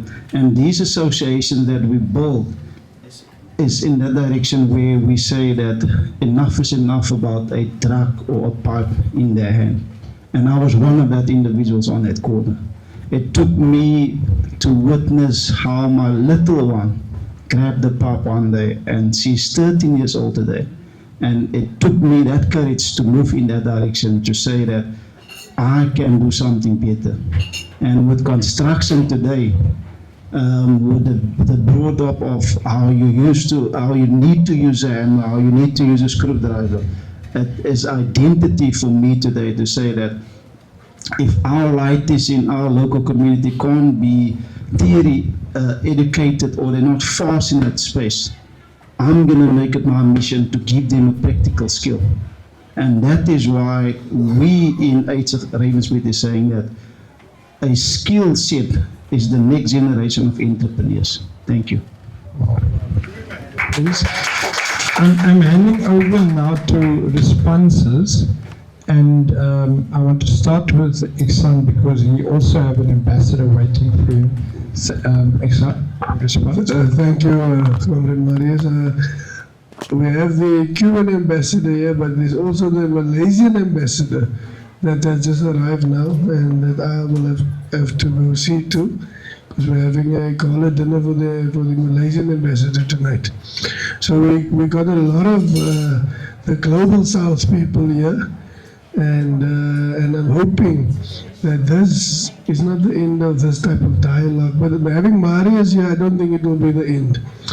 You know, normally when politicians say, wait, now, let me say, normally when politicians talk, it's just talk. So when Marius climbed off the politician platform, now we can believe what he says.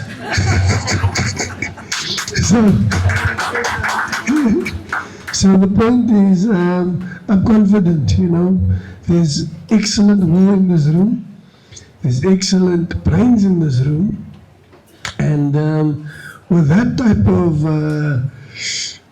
promise, I think we are going to succeed in having a very, very meaningful relationship with our brothers and sisters in Cuba. So from my side, thank you very much. I need to leave now, but I leave my love here. Thank you.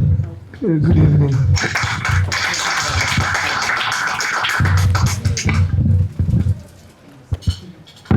Let me now hand over to His Excellency. Ambassador, you've heard the points that people raised, and you can, and somehow it can even be even in your own space, in your own country, these real issues, these issues globally of poverty, unemployment, and inequality. These various challenges, and I think what we're dealing with is many a time the refuges of a Western dominant world trying to essentially break down the fiber of smaller nations. We've seen it much more recently. But any reflections from your side, just in response, and some is not to respond directly, some is the discussion will be ongoing. Thanks. Yeah, thanks very much. Well, this afternoon has been very inspiring, really, to learn firsthand the challenges that we face today. Not only South Africa, I think it's everywhere, these type of things that we're talking about, it takes a toll in all our countries. Even in Cuba, we have many expressions of this kind. So, yes, we need to have this kind of spaces. We need to have this type of discussions. Yes, always funding is a big problem, but there's also a lot of creative ways that we can spread the message, that we can cooperate.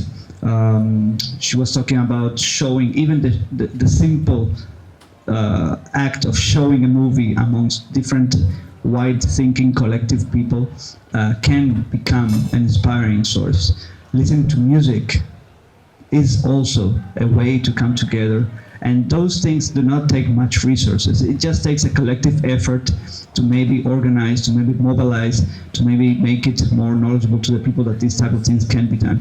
DJs nowadays play a pivotal role, really, in music, with the young people, and I think that's one way also that can be distributed between us, the word of progressive. That is something that can be organized very, very, very easily. I think in terms of how Cuba is going to survive this period of difficulty, not having enough to go forward, I think we have to be very confident on history. I mean, we learn from history constantly, and we bring the examples that history has put in our place to the actual times.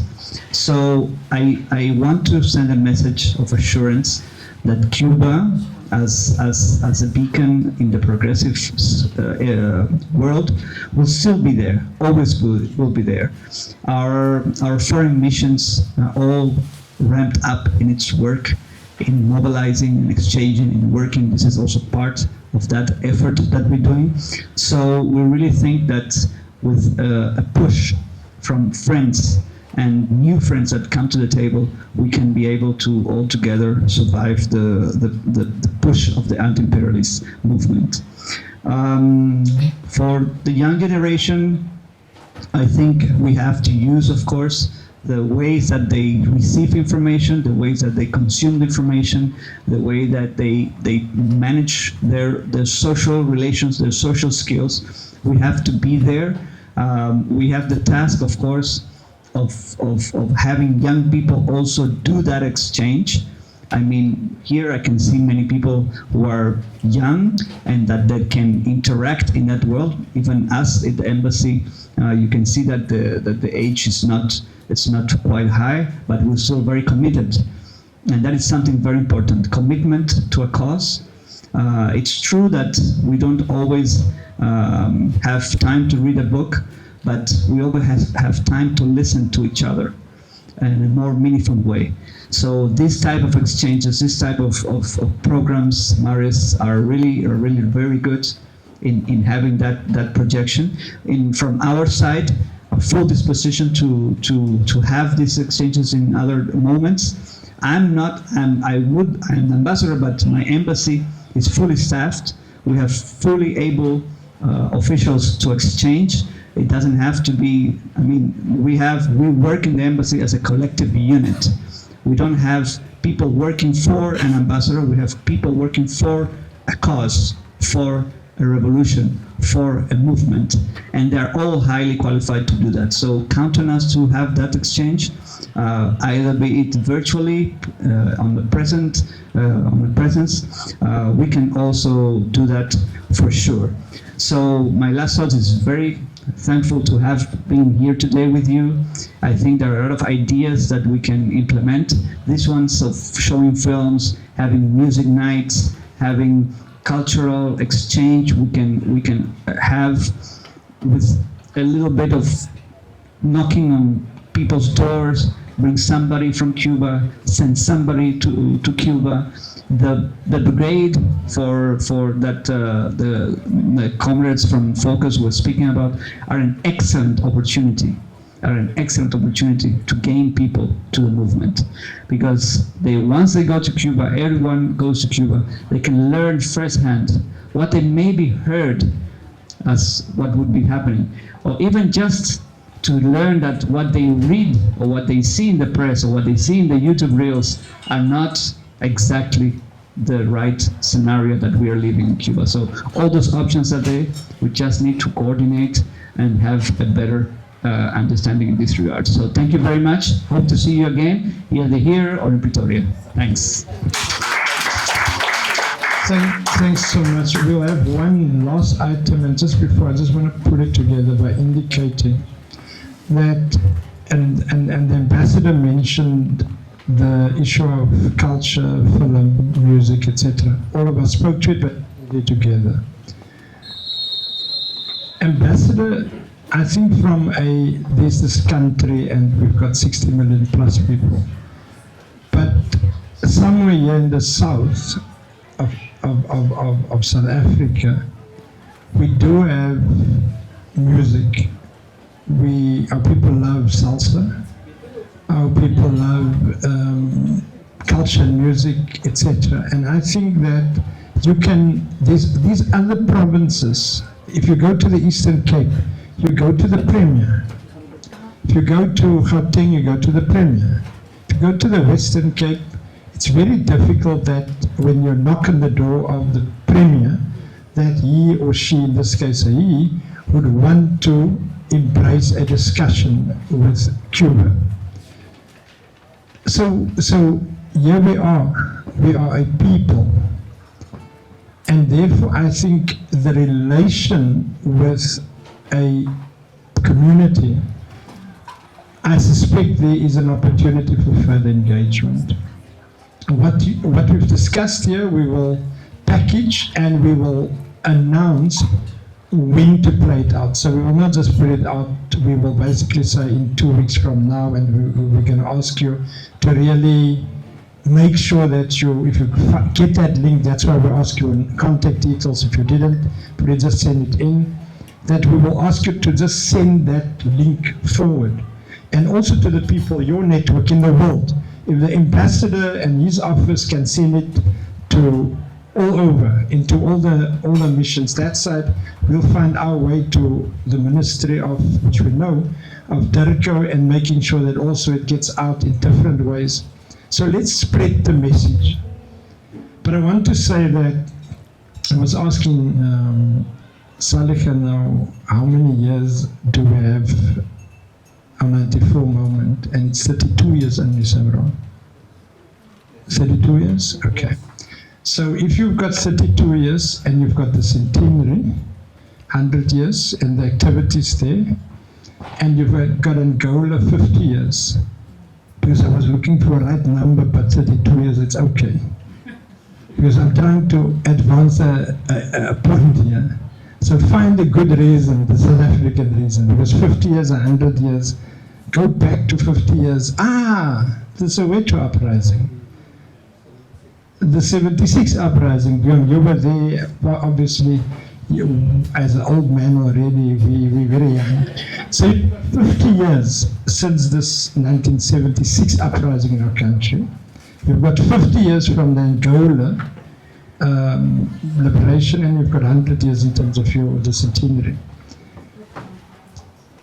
Yeah, but I'm dealing now with the 50 years. I'm finding the 50 years. That's why 32 years. So why don't we, Ambassador, do a April month, and we bring Angola into this discussion, we bring Cuba into this discussion, and we bring South Africa into discussion.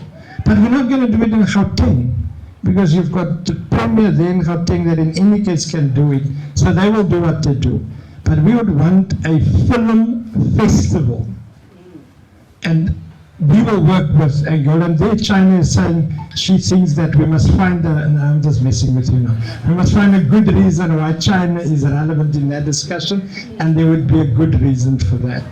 But and in Russia. So why don't we look at a film festival that brings forth not the political solidarity only, because I do think young people don't really want to hear that much politics, but they want to know about innovation. I've been regular, but 2 years ago when I was in Russia, there, back to you, Jolene, there is an IP that Russia's got that actually have royalty for artists.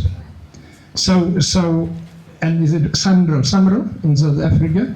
But in the discussion, when I tried to link just them up with Samro, I could pick up the bureaucracy in Samro.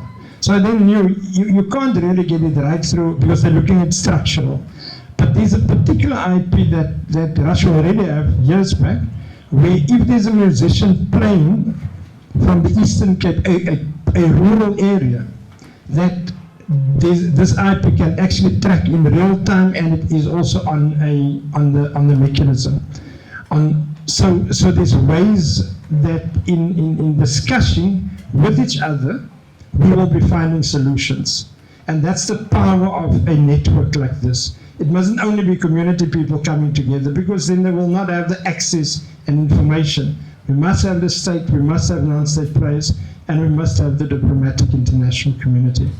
So I want to suggest that we do a film festival. And that film festival should get the support from the Cuban embassy. And what we need from the Cuban embassy, it's not money. We need access to making sure that they, filmmakers in South Africa that's here, that possibly studied there, or that's now in South Africa, that's linked to universities, that you are able to bring them into the fold. I'll make sure the Angolan embassy is on board, so that's fine. And we will make sure South Africa is on board. And then we do a music festival next to that, in that same few days. So, but I can't dance, Jolene. So, Ambassador, is there potential that looking at April, not having to, is there in principle a support for at least that McGantry mentioned, how do you bring images of Cuba into our space? There's an entity called Homebrew. I don't know who, those in the film industry know Homebrew. It's here at Atlantic Studios. And a few years ago, I think there's a guy called Yako. You would have told me a few years ago that the scenery in Cuba, in the context of television and programs, it is fascinating. The only challenge that they always had is the other issues in terms of if they do it, what happens, etc. But that's where the opportunity for independent producers are big. But Ambassador, can I answer Mark? Is there a possibility? That you were Ambassador? Yeah, we can do it. Give the Ambassador a big hand of applause. So we will pursue that. So that's the way forward in terms of a very practical suggestion. If you want to play a role, please send a message that we will know how to involve yourselves in terms of the South Africans. Now I'll turn it over to for the final point. Thank you, Marius. I think you might have had a hidden mic in our focus meetings, because that is what we've been discussing: music festival, film festival. And I think Ansaaf has been the leader in those discussions, so she should form part of any discussions going forward. I just want to check with Zacky and Chris. So can I confirm that you are going to play out with a musical item afterwards? Okay. But before we get there, I just want to comment on one thing that I think maybe we haven't discussed today, and maybe just to reflect on it. But Sylvia, I saw recently on the 29th of January at the City Hall. We went to watch a production of the Cape Town Philharmonic Orchestra. And they opened up, they traveled through different countries, but they opened up with Gershwin's Cuban Overture. And the overture itself, you know, you felt the connection. It brought that audience alive. It was vibrating. But when you look around the room, Sylvia and I, plus 3 others, were the only black or brown people in that audience. I think the next, that weekend, there was a cultural exchange, the Transatlantic Jazz Exchange with Melva Santa. And I went to the Balthorn Association, and there the audience was brown. The players were brown, the people on the main stage were brown, and the audience was brown. And I think we need to be intentional. When we're intentional about the program that's on the main stage, or the music, the artists, that we also need to start configuring these spaces that are uncontested, that in fact reproduce apartheid divides. And it's just something that I leave you with to reflect on. But now I'd like to introduce Dr. Elena Tagar. Not only Chris, incidentally, wrote a poem last night, an ode to Cuba, but also Elena. Elena is a doctor at UCT, she's Russian, and she wrote this poem after being inspired by the ambassador in our meeting last night. So the title of the poem is called A Mission of the Nation.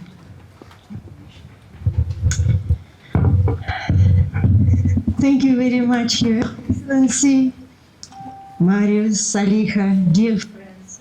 It is full day of activity, not to comment on, it is very rich. But yesterday I attended UCT, a gathering of Friends of Cuba Society with ambassador from Cuba and ambassador from Venezuela being present online. And every time my meetings with you becomes an inspiration. And being a doctor, last year it was a 100 years anniversary of Agostinho Neto birthday. And I don't think that Angolan embassy celebrated it, so we can have it. We can bring it into our meetings as well. And being a doctor, I was contemplating on the destiny of Cuba, because it is embargo from 1962 and it is already 64 years old. It is more than I live. But I do remember that I was born into the island of freedom. And when ambassador was talking about the country, it brought to me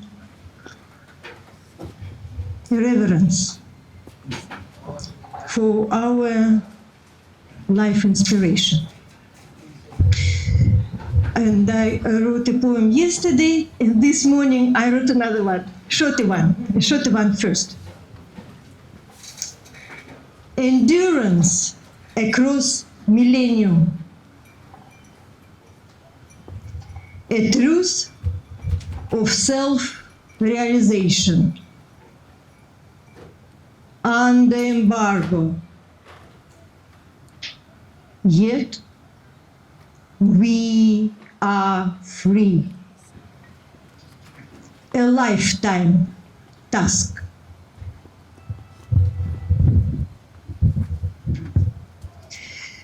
A mission of the nation. The people of Cuba, within the government of Cuba, enhance the mission to live in freedom as individuals in the collective of the planet, enduring sanctions, building resilience through friendships. They contributing to the call for justice by bringing healing through the art of medicine and education, thus forging way for generations and teaching us that freedom is a deed, an active, sacrificial deed of willing human spirit.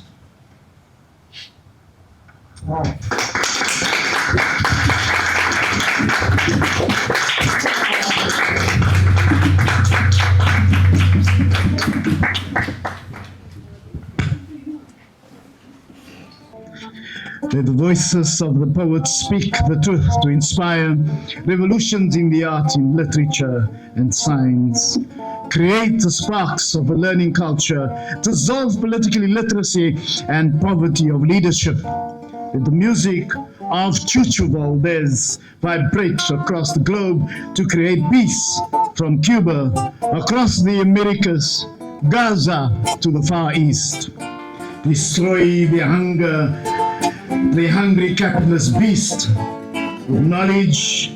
Let the volunteer brigades, teachers, doctors, engineers repair the heartbeat of this broken earth.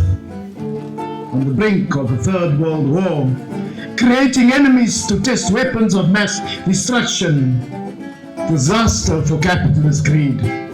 The right-wing war machine of the orange beast is making ready for a glorious gluttonous feast of capitalist dictatorship. Let the revolution of peace and development of the working class lead. They are dollared up to self-destruct for economic enslavement of the third world. Current weaponized, dollarized onslaught of the weakest intelligence link USA had its day. Bullying tactics is the only trick that the naked king of sexual extortion can play. He has been Zionized, madly compromised, and his ego will soon deflate and downsize to the little naked prick he actually represents. We salute the prophetic words of José Marti, the daring guts of Shea, the fighting spirit of Fidel Castro, the patience and wisdom of Nelson Mandela, the courage, the skill of the Cuban volunteer brigades, the grandma, the cultural shield and spear of the revolution herald the coming victory over the capitalist right and the might of its warmongering army. Let the collective spirit of international solidarity, progressive forces overcome this weird war of the absurd mind. Let the people of Las Terras identify with the people of the Cape Flats.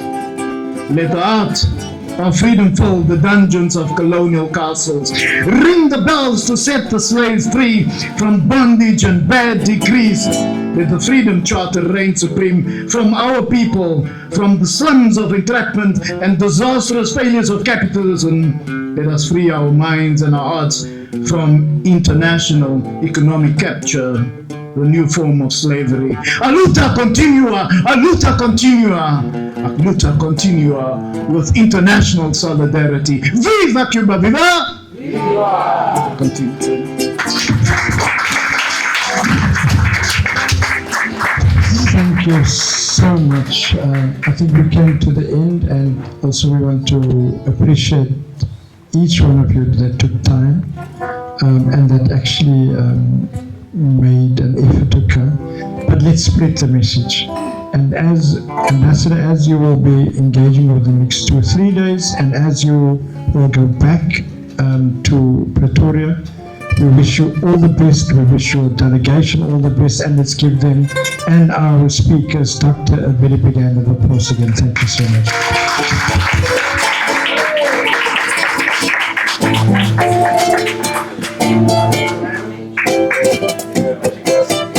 My name is Charlie Sutong Zhang. I am from China. I am doing my PhD in South Africa, and I'm also the founder and president of a global youth-led nonprofit. We have over 100 young professionals and young leaders from across 6 continents, so we're truly global. So today I attended the meeting with the Cuban ambassador to South Africa.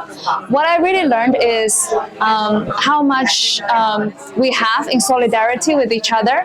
And also, I think it's very important, you know, I am a representative from the younger generation and a leader from this community. And I would like to encourage young people to learn history and to unlearn the history that's dominating the narratives, to really dig deeper, to see what really happened, and also realize that we're all citizens of the world and we want to have a more just, more fair, more inclusive world. So we need to, you know, do that education and talk to each other, people from different parts of the world, different cultures, different religions, different continents. So it's important for us to meet and stay humble and learn from each other and to challenge